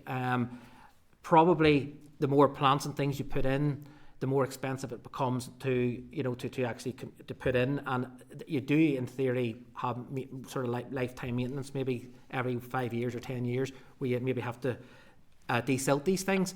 So it might be more expensive if they're planted and stuff. But you're right, placemaking, these things can contribute to placemaking. Just on the health and safety issue, we have to be very serious about that. I know you are. I'm not suggesting you're not, but in the design of these, good design will make it easy to maintain. Good design will make it safer, and all those considerations need to be taken. So the design of the interventions that we will use, hopefully, will be minimal maintenance, and definitely will have to be safe. Yeah, folks, thank you so much for your evidence. Thank you, Chair. Thank you. That's great. No, thank you, Justin. We are at the end. I had one final question for you, and again, it's just on your slides, and I'm sure there's a really good reason for this. In slide 2, there's the sort of ponds are called attenuation ponds, which is, I think, what I referred to them as. By the policy aim, they changed to detention ponds. What's the difference between an attenuation pond and a detention pond? They're effectively the same. There's a range. They're basically the same thing. Attenuation. It's just another word for storage, holding the stuff back. Detention basins is probably a subcategory of the term attenuation. Detention basins tend to be dry and then fill up with water. Attenuation ponds as soon as you introduce the pond, it tends to be there'll be some permanent bit of water there. So there's a whole category of things under attenuation. Some of them will have some permanent water, some will be dry and then fill up. Yeah, okay. So just then finally on that, again, it's a slide 3 policy aim. We'll call it a detention pond because that's what you've got it there as. I think there's some questioning around there just around and again, it would be useful maybe to provide some graphics to the committee to show what these sort of things are, because from this evidence session, I'm kind of half thinking these are, 10 foot deep, normally filled with water. They've got wire around them so animals and somebody doesn't fall into them. And then I'm also thinking, no, they're sort of little basins, and they're kind of usually dry and kids could run into them in the summer and there's no water in them. I think it would be useful, just from my understanding, what an attenuation pond looks like, a la slide 2, point 2 of your slide presentation. So those are they look larger attenuation ponds. And then is there a difference in terms of that point 3, which is your policy aim of a detention pond? Because actually, if you go on to the next slide, you have got one there, and it's a picture of a detention basin, which looks absolutely fine. However, I guess if that was full, that would be quite a deep area. That one was actually a retrofit example in Mansfield, and believe it or not, the reason it's so deep is because they had to go that to pick up the existing storm network from the development. It only ever fills up to roughly the level of those stones. Okay. So it only ever fills up. It does visually look, and that's why retrofitting so much more challenging. If you design these right, that can be a lot shallower to begin with because you're running the water on the surface rather than into it. So the reason that's so deep is because they had to pick up the level of the pipes. And my mass holds out here, but I'm guessing the larger the attenuation pond, the shallower it can become, because in terms of surface area by volume, if you have a large area, it's just going to take in more water, whereas if you had something that was significantly smaller, it would need to be deeper to have the same effect. Is that right? Yeah. Okay. Maybe you could share a few more things just in terms of committee evidence. That's all I have. That's as far as I'm aware. No other members have indicated they want to come back in. If you are content, I would suggest a short comfort break as we're pushing 20 to 12. We sort of say 5-10 minutes tops, just people to stretch their legs. We'll take the committee offline and come back in about 10 minutes if you're happy enough with that. Committee Room 29. Sound.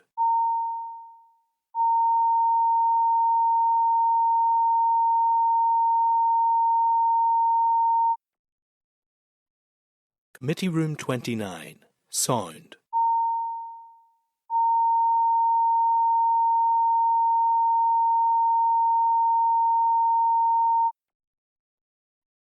Committee Room 29. Sound.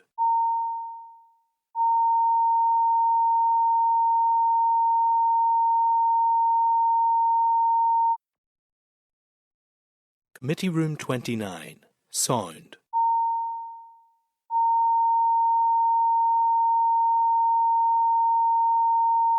29.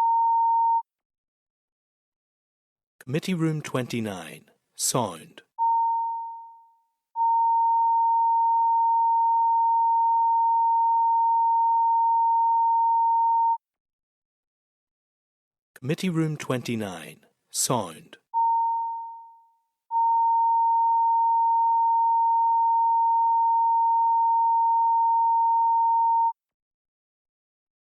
Committee Room 29. Sound.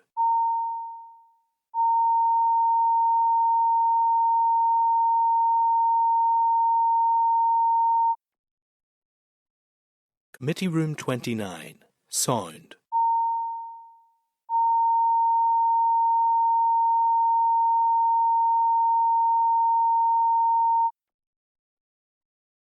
Committee Room 29. Sound. Committee Room 29. Sound.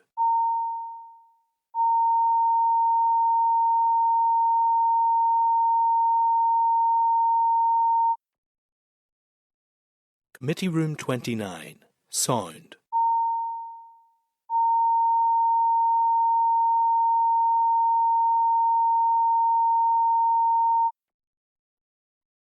Committee Room 29. Sound.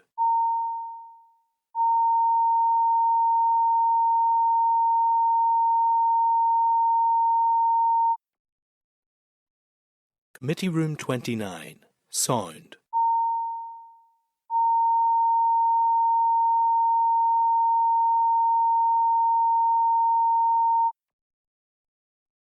Committee Room 29.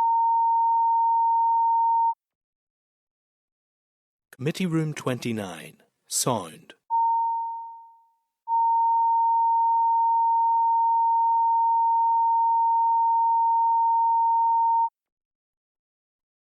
Committee Room 29, Sound.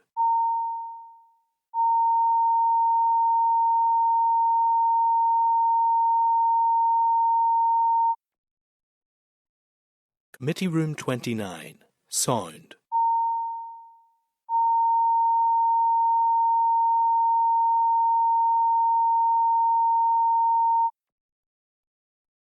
Committee Room 29, Sound.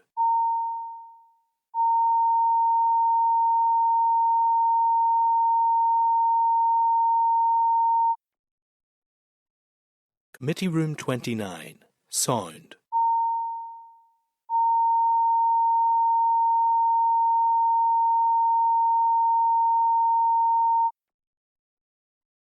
Committee Room 29, Sound.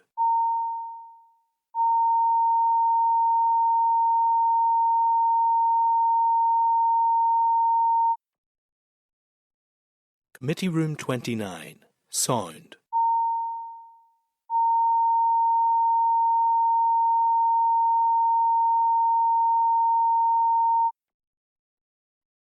Committee Room 29, Sound.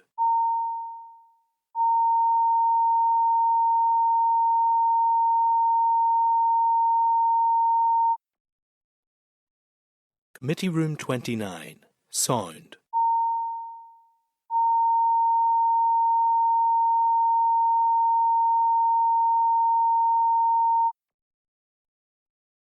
Committee Room 29, Sound.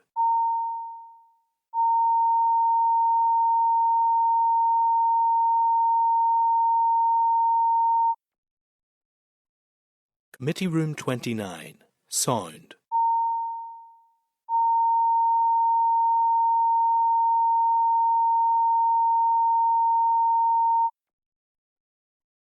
Committee Room 29, Sound.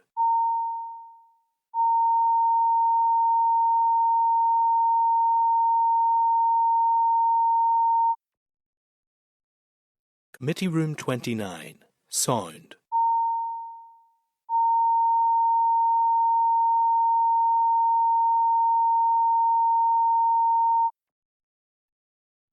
Committee Room 29, Sound.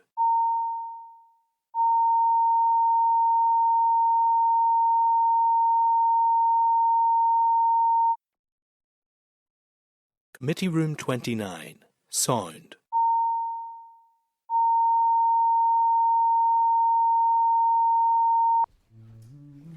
Welcome back to the Infrastructure Committee, and we just need to do we need to cover off the last item, Michael, in terms of agreement on any suggested actions, or will we do that at the end? It's up to you, Chair. It might be tidy just to do it now. Do it now? Yeah. Does anyone have anything other than what probably Michael and Phil captured during that session that they want to suggest in terms of actions?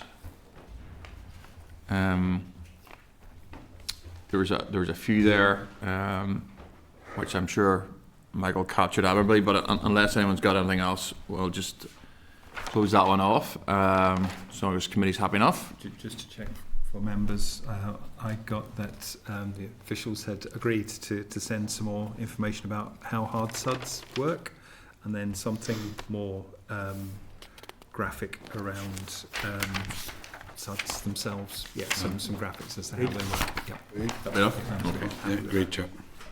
Okay, so that will take us on to item 8, which is living with order in Londonderry plan, consultation, next steps. And so I'm going to take members to page 394, which is the clerk's memo in terms of that consultation. Page 398 is the Dallo letter. At page 400 is the consultation document, and at page 468 is the draft plan, and finally at 526 is the briefing slides for this session. I'd like to welcome back Simon, Stuart and Louise, and seek committee agreement that this session is recorded by Hansard. Right. And then invite the officials to make a brief opening statement of up to 10 minutes. The floor is yours. Thank you, Chair. Yes, we've got the slides up on the screens as well, the ones that you have in your pack. So, look, I'm going to take you a quick run through the background, the timeline, this in relation to the consultation that we did earlier this year in relation to the Living with Water in Derry, Londonderry plan. I'm going to give you a bit of a timeline, and then Louise will take us through some of the consultation responses. We'll talk about the key themes that came back from those, and then we'll talk about the next steps. So look, just a bit of a background to how we got to where we are with the plan. So back in June 2021, we announced that we were going to develop a strategic drainage infrastructure plan for Derry in a similar way to the Living with Water in Belfast plan. And we actually published the Living with Water in Belfast plan, as you can see there, in November 2021. So over the next few years then we set up a number of stakeholder groups to engage with those stakeholders to identify the pressures and the issues around the area, the plan area. And in May 2023 we published a vision for the Living with Water in Derry plan. And that set out the way forward, and also allowed stakeholders to contribute to what they saw was the best way forward for developing the final plan. Now, in around the same time, just shortly after that, we became made aware of the cost of the Belfast plan having increased from about 1.4 billion to 2.1 billion as a result of an increase of 700 million due to increased costs for any water elements of the Belfast plan. Because of that, we undertook an affordability review of the Belfast plan. Now, the outcome of that that review was in October 2024. And the recommendation from that was that the Belfast plan is still needed. All of the schemes and the identified interventions in that are still needed. However, because of the increased cost, it could not be delivered within the 12-year plan that was originally scheduled. So the structured programme for delivery over 12 years was stood down, and the Belfast plan is now being delivered at a scale and a pace in accordance with the available budgets to the main stakeholders, i.e. NI Water would have a large portion of that plan. So in and around the same time when we were developing the Derry plan, we had to take a decision as to, do we move forward with the plan, or do we pause it in the same way that we're doing with the Belfast, not pausing the Belfast plan, but just delivering it in a different way. So the delivery mechanism for the Derry plan is similar to what we're doing for the Belfast plan. We felt it was really important to continue the development of the strategic drainage needs in the area, in the geographical area. And for that reason, we have progressed with that, but we have concentrated on the nature-based interventions, the same sort of interventions we talked about earlier today, same sort of interventions we talked about for the Transformation Fund. So we have continued to develop that plan. It went out to consultation in January. Louise is going to pick up on that, and we hope to have the plan finalised in December of this year, next month. If we will then have a decision to make whether we publish that before Christmas or after Christmas, but we hope to have the final version. So I'm now going to ask Louise to go through the next few slides, which will actually take us through the actual consultation results. Okay, thank you. You've been provided with a copy of the consultation report, and hopefully you've had an opportunity to read through that. And I'm just going to give a very high-level summary of the consultation questions and responses and draw out some of the key themes. In the slide deck provided in your pack on slide 4, you will see a summary of the consultation process, and there's 2 things within that I'd just like to draw out. Simon has already mentioned that consultation with stakeholders had taken place before publication of the plan itself, and we had a number of multi-stakeholder workshops which took place in 2022 and 2023, and the work within that informed the issues and pressures and provided the basis for the proposals for the opportunity-based solutions that are outlined within the draft plan. You'll also note on slide 4 there that there were 23 responses received, and I just wanted to put that into context. When the draft Living with Water in Belfast plan was published, which is a larger geographical area, there were 31 responses received, so we were content that the number of responses received were in line with our expectations, really. And we were also satisfied that the responses were from the range of stakeholders that we would expect, and that included local government, environmental bodies, political parties, representatives from the building and construction industry and private individuals. A full list of respondents is available within the consultation report in Appendix A. Move on to slide 5. Generally, responses received that directly answered the questions within the consultation were positive. Consultees could respond via an online survey. The consultation template was structured to allow respondents to answer 5 questions directly, but there was also scope to provide additional narrative on their views. There were also 2 general questions seeking any further comments that perhaps respondents felt hadn't been sufficiently covered in their previous answers. 9 respondents, however, chose not to use the survey template at all and instead provided detailed response documents to outline their or their organisation's views, and a detailed summary of every comment that was received is provided in Appendix A of the consultation report, and the departmental response to those is within that as well. In the next few slides, in slides 6, 7 and 8, you will see the statistical analysis for questions 1, 2 and 3. I won't go into each of those in detail at the moment, but absolutely you're welcome to ask questions later on. But just to kind of give an overview, those questions were designed really to establish that stakeholders agreed with the need for the plan, its overarching aims, which are protect from flooding, enhance the environment and grow the economy. And they also sought views on development of blue-green infrastructure within the plan area and on the catchment-based approach that was being proposed. And you'll note that the majority of the responses were positive and indicate public support for the aims and principles of the plan and the proposed approach. So we'll just move on to slide 9. That just gives a visual representation of the geographical scope of the plan, and it's broken into the 4 catchments. Questions 4 and 5 asked respondents to provide individual answers against each of those geographical catchment areas rather than just generally about the principles of the plan. And the analysis of those responses in question 4 and 5 are provided on the next 2 slides, slides 10 and 11. So these 2 questions really were designed to establish that the multi-stakeholder workshops that had happened before we published the plan had been effective in drawing out the correct issues and pressures and the opportunity-based solutions, and it provided respondents with the opportunity to challenge these or add to them based on their own knowledge and expertise. In the main, responses were positive, and where respondents did disagree, they were within the comment section. They were able to provide suggestions and recommendations. So we just move on then to slide 12. These are really the key themes that we saw coming out of the responses whenever we did the analysis of the individual comments.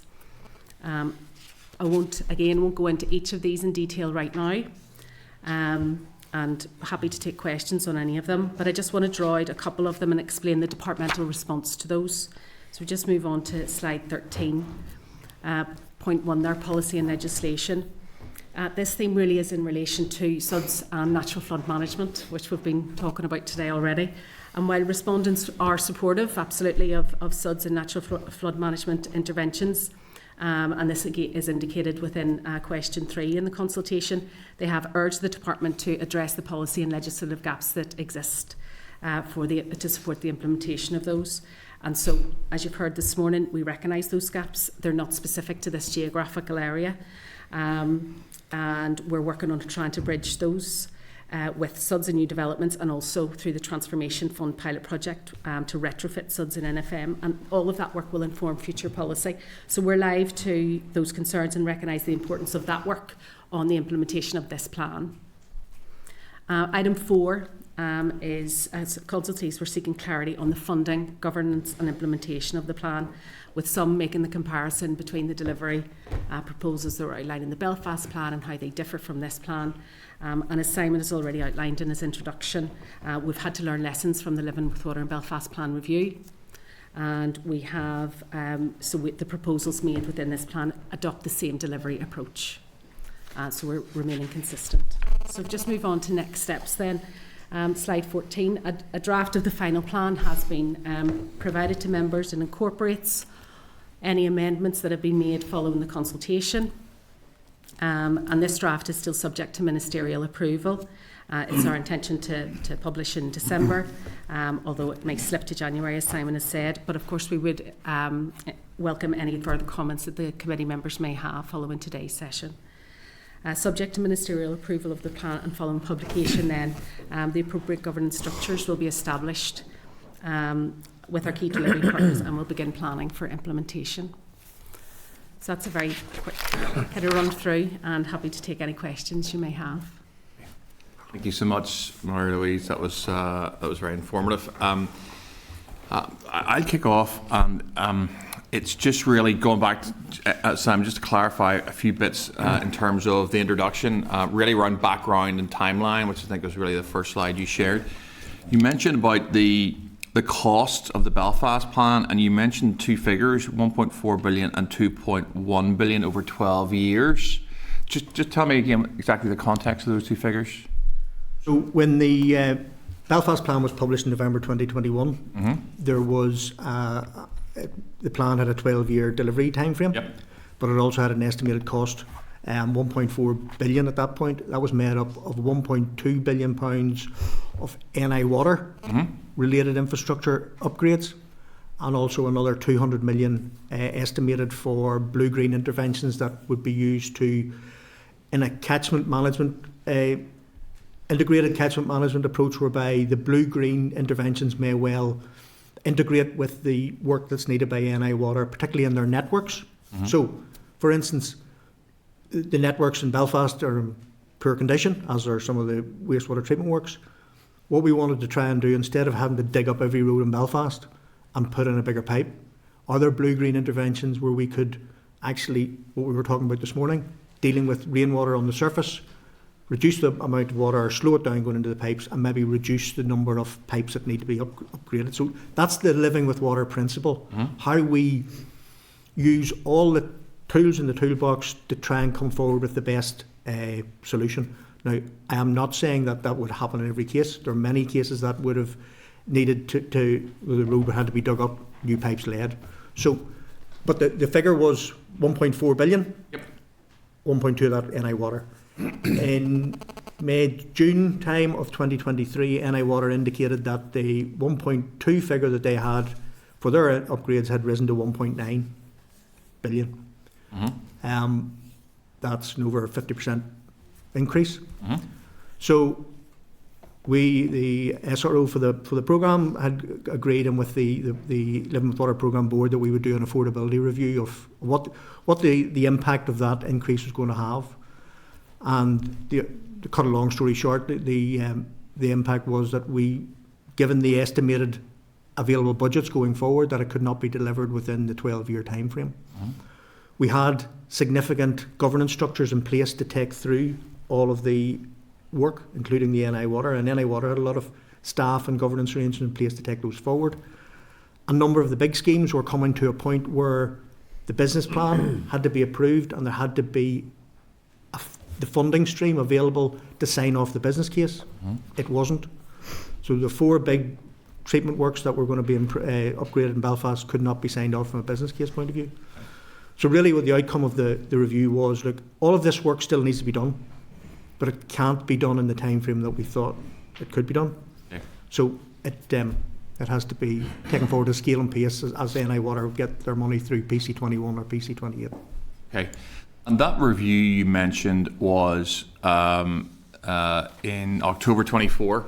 That was where the uplift in terms of funding requirement was identified, really? No. The increase in estimated costs would have come in the middle of 2023.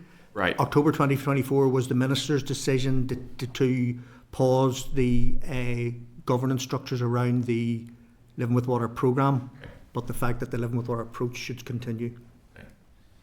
That's useful. I mean, probably don't need to ask this question, but you would accept that there are significant requirements in terms of Northern Ireland water funding in general terms across Northern Ireland, and we've certainly heard that. We heard that from Northern Ireland Water. I think that's pretty accepted by both the Minister and the committee in terms of the money needed to sort of solve this problem.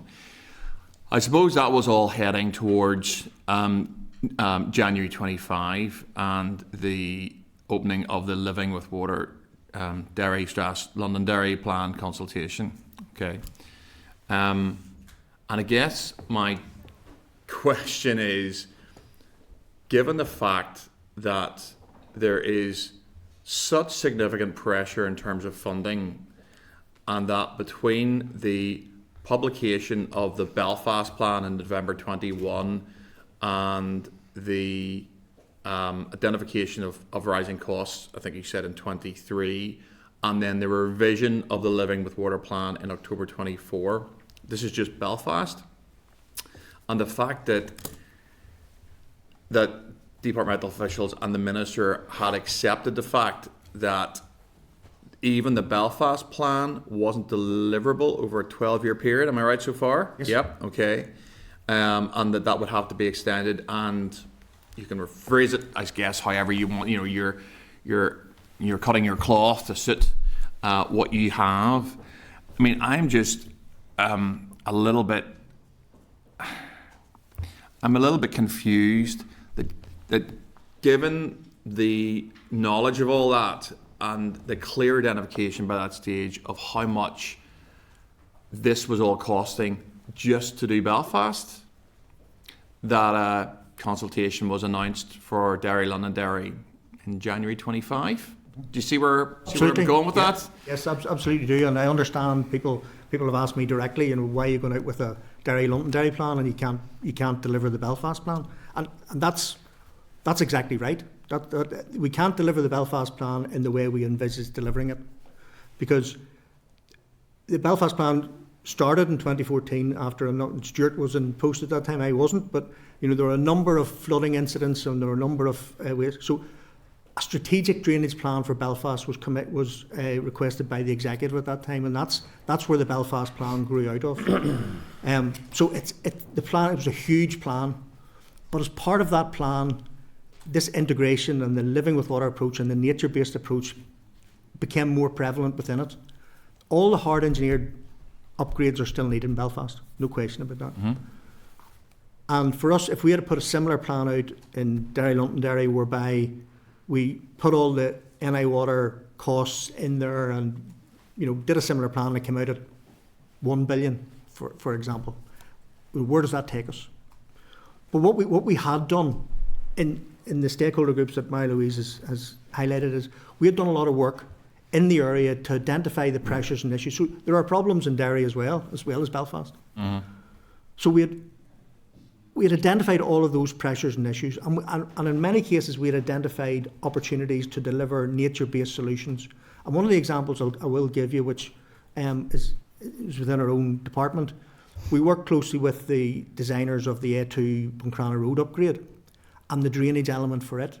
And there were significant drainage problems there by putting the detention ponds or attenuation ponds, whatever we call them, along the side of the A2. That was prime development land. So you're taking prime development land away and putting ponds in place. Whereas if you go back up the catchment and put a pond in an area of green space that isn't being used, and in fact it was owned by the housing executive, and we had done a lot of work with them whereby we were able to put in an integrated solution, a blue-green integrated solution that would help facilitate the road being constructed and also maximise the number of houses that can be built. So we have a number of examples right across the geographical scope where we have undertaken and identified opportunities that, for me, would have been a real shame if we had to not take forward, just set to one side.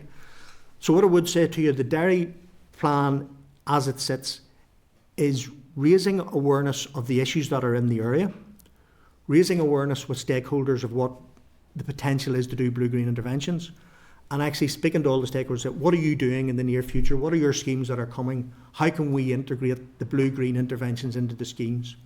So I don't have a figure to say to you, right, we need 1 billion to take forward the Derry plan. We don't. But the Derry plan, I see this as being a really important vehicle to continue the debate and the discussion and the delivery of nature-based solutions.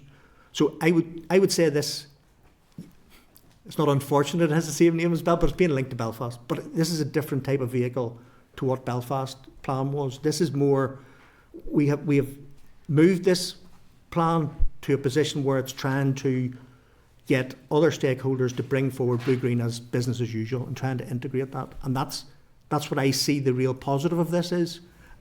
I'm for a long many day after this point, I'm going to have to defend why we went forward in January last year when the Belfast plan is where it is. But that's my answer to it. And I think, I feel strongly that I think it was worth publishing this document, given the work we had already done. Yep. And I think the benefit that it potentially could have for the area to allow us to integrate with other.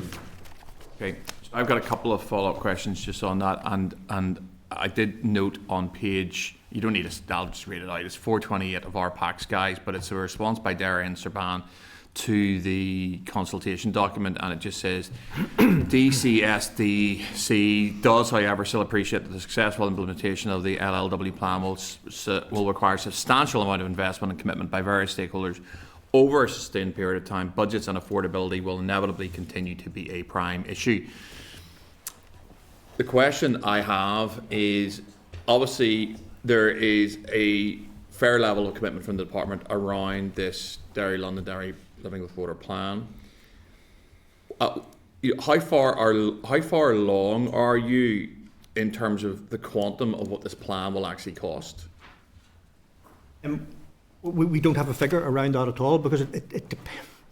Some of these interventions we will look at, and we will sit down with the partners who would be the key lead in that. For instance, the partners have offered, the main one would be Derry and Strabane District Council. So they may be doing an infrastructure project in a park or in another park, and we would be working with them to see if they have a drainage. They will have drainage needs that they have to meet. Can we work with them to bring in blue-green interventions rather than hard engineered? So the quantum, there isn't a quantum, and as opposed to me saying I need X million to deliver this plan. Yep. I don't. This plan really can be as big or as small as we make it, and as the stakeholders make it. It's about trying to give stakeholders and developers and other people who are involved in this an opportunity to look at different ways of doing things, and maybe easier way of doing things. And it's that collaboration aspect that I see this as being the real benefit and the positivity of this. And it's not, I've put it before, the Living with Water programme in Belfast, the programme has stopped. The Living with Water approach is still very relevant and shouldn't be thrown out with the bathwater. Okay, a good analogy to end that answer with, Simon. I've got one more, and it's probably a question.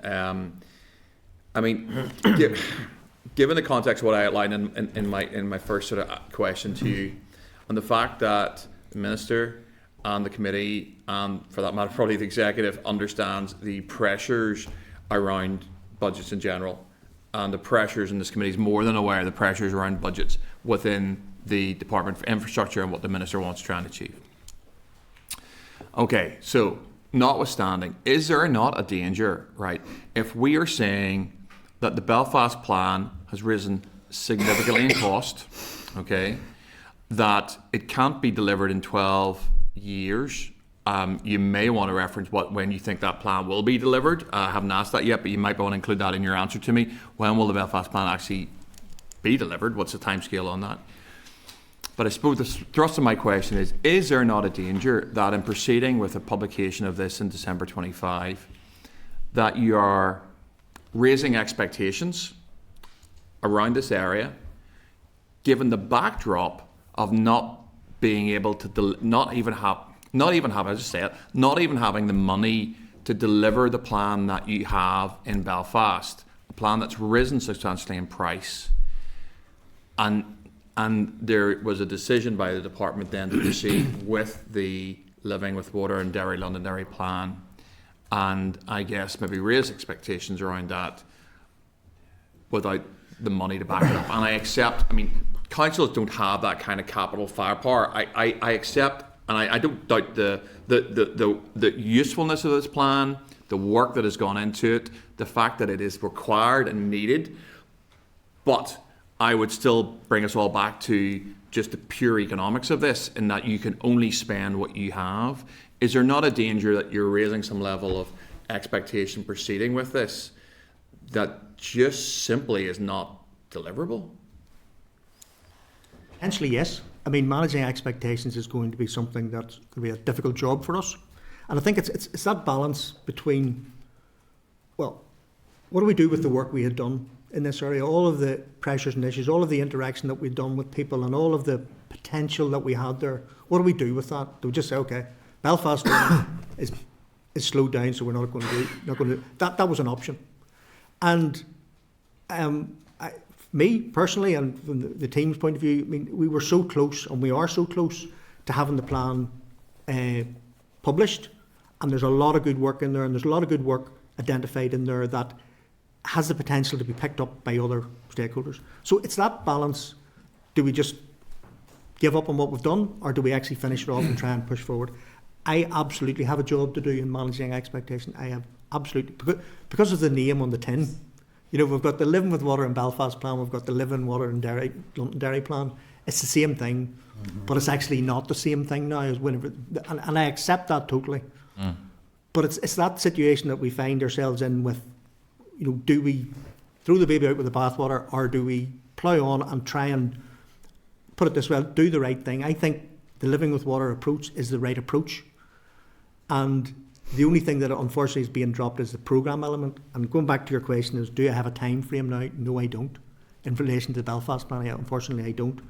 Could you get that to us? Pardon? Could you get that to us? Is that no? Sorry, I don't have. Sorry, there isn't one. There isn't a timeline for the Belfast plan, because we don't know what the available funding is going to be over the next 12, 18 years. So I mean, the price control periods were 6-year periods. All right, this one's been extended by a year. So without knowing the level of funding that's available over a period, I it's not that I don't have it with me. It's not there. There is no time frame. That's fine. Look, thank you so much for those answers. I took a wee bit of time there. I apologise. I'm going to hand over to the Deputy Chair. No, Chair, thank you, and thanks again for this. The Chair probably covered most of the pertinent issues, to be honest, when it comes down to this. And I totally take your point, Simon, that this is a strong principle. It's a principle that the Department and the NI Water are in favour of. But there are competing priorities, and while I accept that the principle includes developers and councils who may be able to get on with certain parts of it, there are key aspects of it that will still require NI Water to do work, find the capital funding to implement it. So is there a danger, and maybe there isn't, but is there a danger that we will have two pretty significant competing capital projects by NI Water with Living with Water, granted same title but different projects and maybe different outcomes? And how does that become managed? I think, any schemes that NI Water are going to bring forward will be part of the PC process anyway, and will be prioritised on that basis, really. So I wouldn't say that they're in competition. There'll be projects that they need to deliver, and depending on what particular area they're in, whether it be Belfast or Derry or anywhere else in Northern Ireland, that's how. Okay, but there is a finite amount of money, and I totally accept they're not going to be competing, but like the Belfast one is currently on hold. There's been a significant sum spent to date.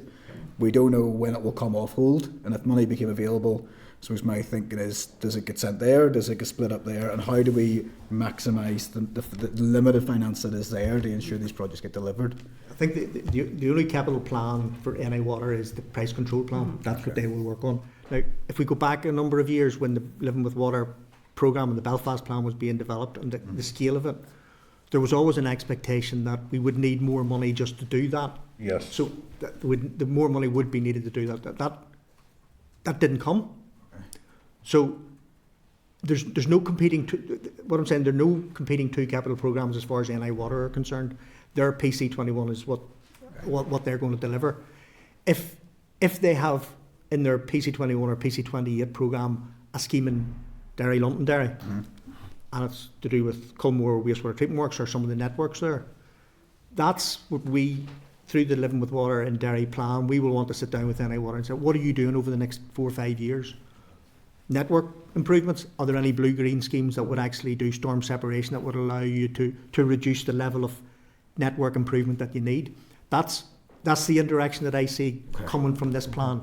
So the primary capital plan, the only capital plan for NI Water is their price control. Yeah, no problem. Maybe we're saying, Simon alluded to it earlier there, thinking in answer to the Chair's question, and even go back to the early days of the Belfast plan, the beauty of the approach was we found out very early, for example, in and around East Belfast, around Glentoran Stadium, we found out there was 8 organisations spending over £100 million, and they weren't talking to each other.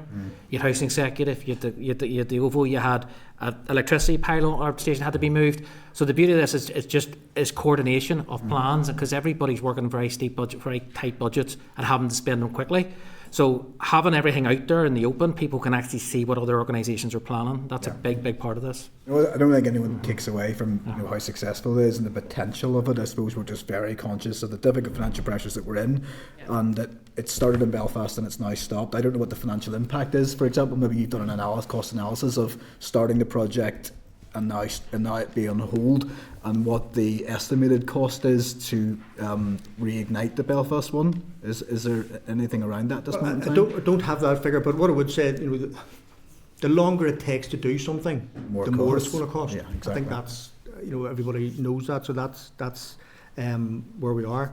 I think where we stopped the work on the Belfast and the work on the business cases, which Stuart would have been involved very heavily with NI Water, they're at a position where if money did become available, they could be picked up and taken forward. So we hopefully we've stopped it at the optimum, paused those at the optimum position to allow them to be picked up again going forward. Okay. Louise, maybe you could come in on this one. It's just regarding some of the consultation responses. I noticed, compared to some, that there was quite a high, what it seemed to be, neither agreeing or disagreeing, people that had gone to the effort of filling out a consultation form and then not having any opinion on it. Does that seem a little bit unusual, and was there any reason that you could find for that? Are you specifically talking about questions 4 and 5? Yeah, well, they didn't say 41%, 29, 47. Yes. Not having any opinion either way. Some of the consultees felt that they didn't have enough knowledge of the particular 4 geographical areas to be able to make comments about those specifically. Okay. And so instead they chose to give comments generally. Right, okay. So I think that's, yes, we noticed that ourselves, that was quite high, and that's the reasoning that was given within the commentary. That explains it. That's all from me. Thank you, Chair. Thanks, John. Harry? Thank you very much, Chair. Thank you, Louise. Just looking at the whole Londonderry area, and you're never really too far away from water. So does that make where you need to be or want to be easier to achieve? Can we do that? Yeah. Look, I think the topography of any land in relation to drainage is obviously vital. We're Loch Foyle, which is alongside the right in the middle of the area. So, I mean, again, the hydraulic mapping and where the flow is and all those sorts of things will be really critical into us designing a scheme and what can happen. For instance, that one I talked about, to facilitate the A2 Buckranna Road scheme. It was on Newley Crescent, which was upstream, and everything just fell into place there. But it only fell into place because we had one developer or one organisation knew what another organisation was doing, and they were able to marry up. So I think the potential in the Derry Londonderry area is the same as Belfast, because it's the same. It's got a lock. It's in a bowl surrounding the lock, and it's a similar geographical layout. So the potential and the difficulties are the same for similar, not the same. It's similar for Derry as they are for Belfast. It's difficult to say whether a scheme would be easier to do in one location. I think it'd be very site specific. As you mentioned, like the potential, plus it can also bring difficulties. There can be complications because of it as well. Absolutely, and we need to be careful we don't, in trying to solve one problem, we don't move the problem somewhere else and create a more difficult. And that's where the hydraulic mapping and all of that and modelling that we do is very, very important. Okay, thank you, Chair. Thank you, Harry. Andrew? Thank you, Chair. I'll not be too long, really, I suppose, because I think a lot of the points have been well and truly nailed. I suppose the only concern, I guess, is in someone from the southeast, thinking about up in the northwest. Just Mr. Richardson said the only thing being dropped is the programme delivery. I mean, that's pretty stark, so it is.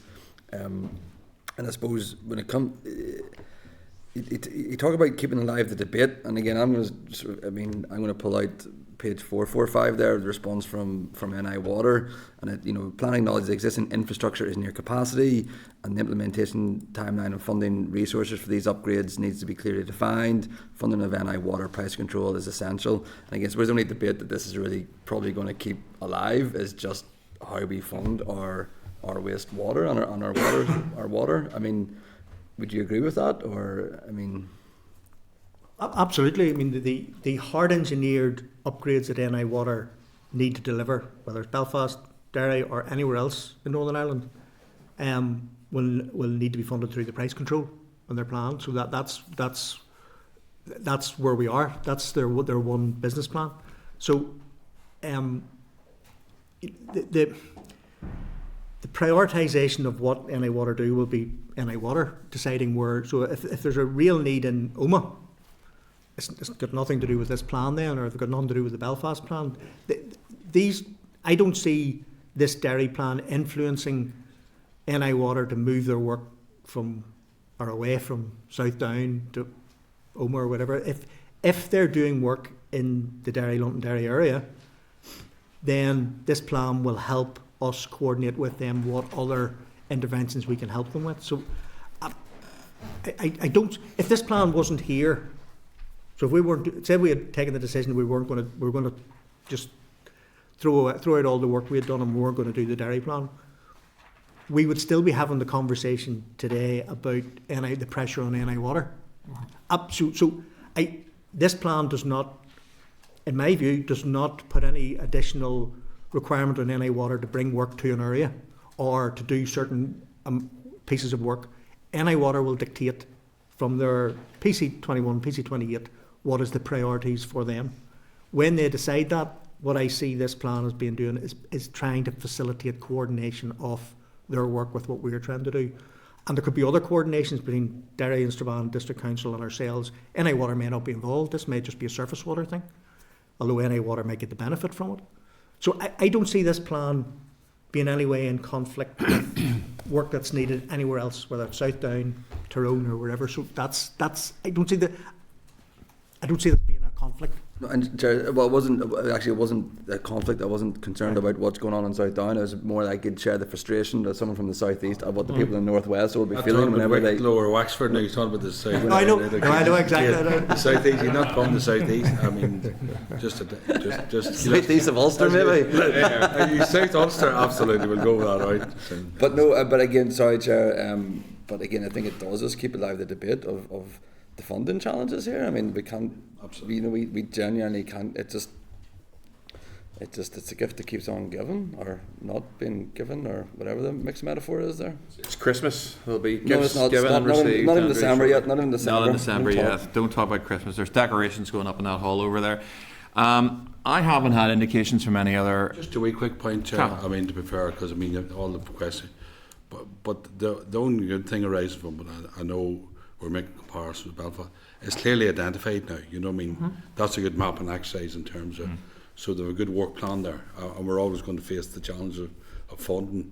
But what I see, that's been a good exercise in terms of setting out where we are and where we need to go with. To be fair, thanks.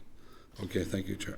Thanks for that, Cathal. And I wouldn't want officials to go away, especially Louise, who's led on this, to think that it's not a really worthwhile piece of work. That an extraordinary amount. I mean, I was in a department, an extraordinary amount of work goes into getting something to this stage. Absolutely. Okay, so that's not the context of the committee questioning today. I think it'd be clear to make that out. But our job is to question some of those the wider strategic decisions and implications of this, given the financial context we're in. So I wouldn't want anyone to go away, and feel that having gone through 2 sessions with the committee. I just want to thank Louise, Simon and Stuart for coming along today. It's been a really useful session. I've learned a lot. More detail will, I'm sure, be sent to us. I'm going to hand over to Michael just in terms of any follow-up stuff in terms of actions. Is there anything? There wasn't anything immediate that came out. If members have anything that they wanted to follow up. I think we're probably okay on that one now, if no members has indicated. Sure. Folks, thanks for your time today. Appreciate it. I'd still call it Derry. couldn't resist. That was excellent. Mate. As Cahill and Andrew are enjoying a joke along the sidelines, I do I just say we're just still in public session and the mics are still running. Thanks very much, folks. That's going to take us on to item 9, which is the Water Sustainable Drainage and Flood Management Bill. This is at page 562. There you will see the clerk's memo, which is a briefing follow-up to the briefing by the examiner statutory rules. At page 464, members' packs, there are a number of areas highlighted that they may wish to seek clarification from the department on. Okay, and there is quite a list there, and I'm not about to read them all out. However, members will see those on page 562. Some of those were covered today. I think this is really important stuff. This is really us in our first salvo back to the department, clarifying some of the key things that we have identified through scrutiny of the bill. And as already I've indicated, this is the process by which a committee will seek what it views as important changes or alterations or clarity in some cases to primary legislation coming through. Do I have committee agreement to write to the department to clarify the points raised? Agreed, Chair. Okay. I'll then take you to page 566, which is the Committee for Health response to the bill. 567, Committee for Justice response to the bill. 568, Committee for Economy response to the bill. And 569, Committee for Agriculture response to the bill. Do I need to get agreement on any of that, Michael? Or is that? It's just so the first three had a nil response, but yep. Agriculture, there were 3 points in the in the letter in members' packs. Yep. It's just whether members would like us to write to the department, add that to the list for our queries to answer those. So the first three are all clear. Last one is the Committee for Agriculture. 3 points raised. Do I have committee agreement to write back to the department for clarity around those? Mm-hmm. Yeah. Okay. 570 then, we have a response again to the bill from the department of the Committee for Communities. And again, I just need your agreement to write to the Department for Communities seeking clarity relating to clause 6 as per paragraph 4.11 of the response, and that's at 570. Do I have committee agreement on that? Agreed. Okay. Then at 570 we have the RSPB response to the bill. And I just need committee agreement to publish this response in the meeting folder. Do I have committee agreement? Great. Okay. Takes us to item 10, which is the strategic planning. I'm going to take you to page 580 for members that are following this. And you will see a revised November 2025 committee strategic plan. Just have to inform members that this plan has been revised to reflect the issues that were raised in the course of the committee session on the 22nd of October. And if anyone feels that items haven't been included there, I mean, that certainly you can either raise that here or offline with me. Are there any issues anyone wants to raise, or are members generally agreed on the revised draft strategic plan? Happy enough? Sure. Yeah. Okay. Just on that, folks, I mean, at some point, I think what we want to look at, obviously we've got bill scrutiny and, you know, all our meetings are fairly busy. I think at some point we'd probably just want to look at, I mean, I am quite keen to maybe look at what I'm going to call reviews. I don't want to even call, they're certainly not inquiries and they're certainly not mini inquiries. But we do take a couple of items over the course of the next sort of 18 months, you know, legislative scrutiny notwithstanding, and look at a couple of those. And even if those are for very focused 2-month periods, that we don't find ourselves drifting on this with agreed outcomes, I think we should do that. I'll maybe work with Michael and Phil on that and see, not picking items, but just working through what that might look like. And I'll obviously bring that to committee. That takes us to item 11, which is subordinate legislation. These are SRs not subject to assembly procedure. And I just need to advise members that there's one statutory rule that is not subject to assembly proceedings and is not required to be laid. And this is at page 620 to 624 of your pack and is SR 2025/174, the Parking and Waiting Restrictions Order, Londonderry Amendment Number 3, Order Northern Ireland 2025. And just to remind members that the committee noted the proposal for the SR at its meeting of the 5th of November. Are members content to note the statutory rule? Okay. Item 12 is subordinate legislation. SL is not subject to Assembly procedure. Just need to advise members that there is one proposal, an SL1 for statutory rules, that is not subject to Assembly proceedings and is not requiring to be laid. This is at page 626 of your meeting pack and is SL1, the roads speed limit number 4 order Northern Ireland 2025. Do any members have any issues they wish to raise on this proposal? Are members content with the proposal for the SR? Okay. Takes us to item 13, which is a forward work programme, and that is at page 637 of your pack.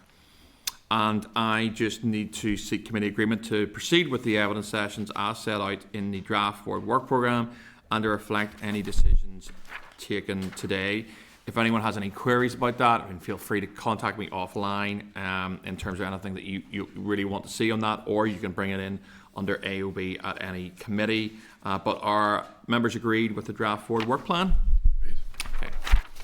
That takes us to AOB. Do any members have any AOB they want to raise? Nope. Okay. That takes us to item 15, which is the date, time and location of next meeting. I just need to seek the committee's agreement that the next meeting will take place at 10 a.m. on Wednesday the 26th of November in room 29 at Parliament Buildings. Okay, and then I therefore will adjourn the meeting. Committee Room 29, sound.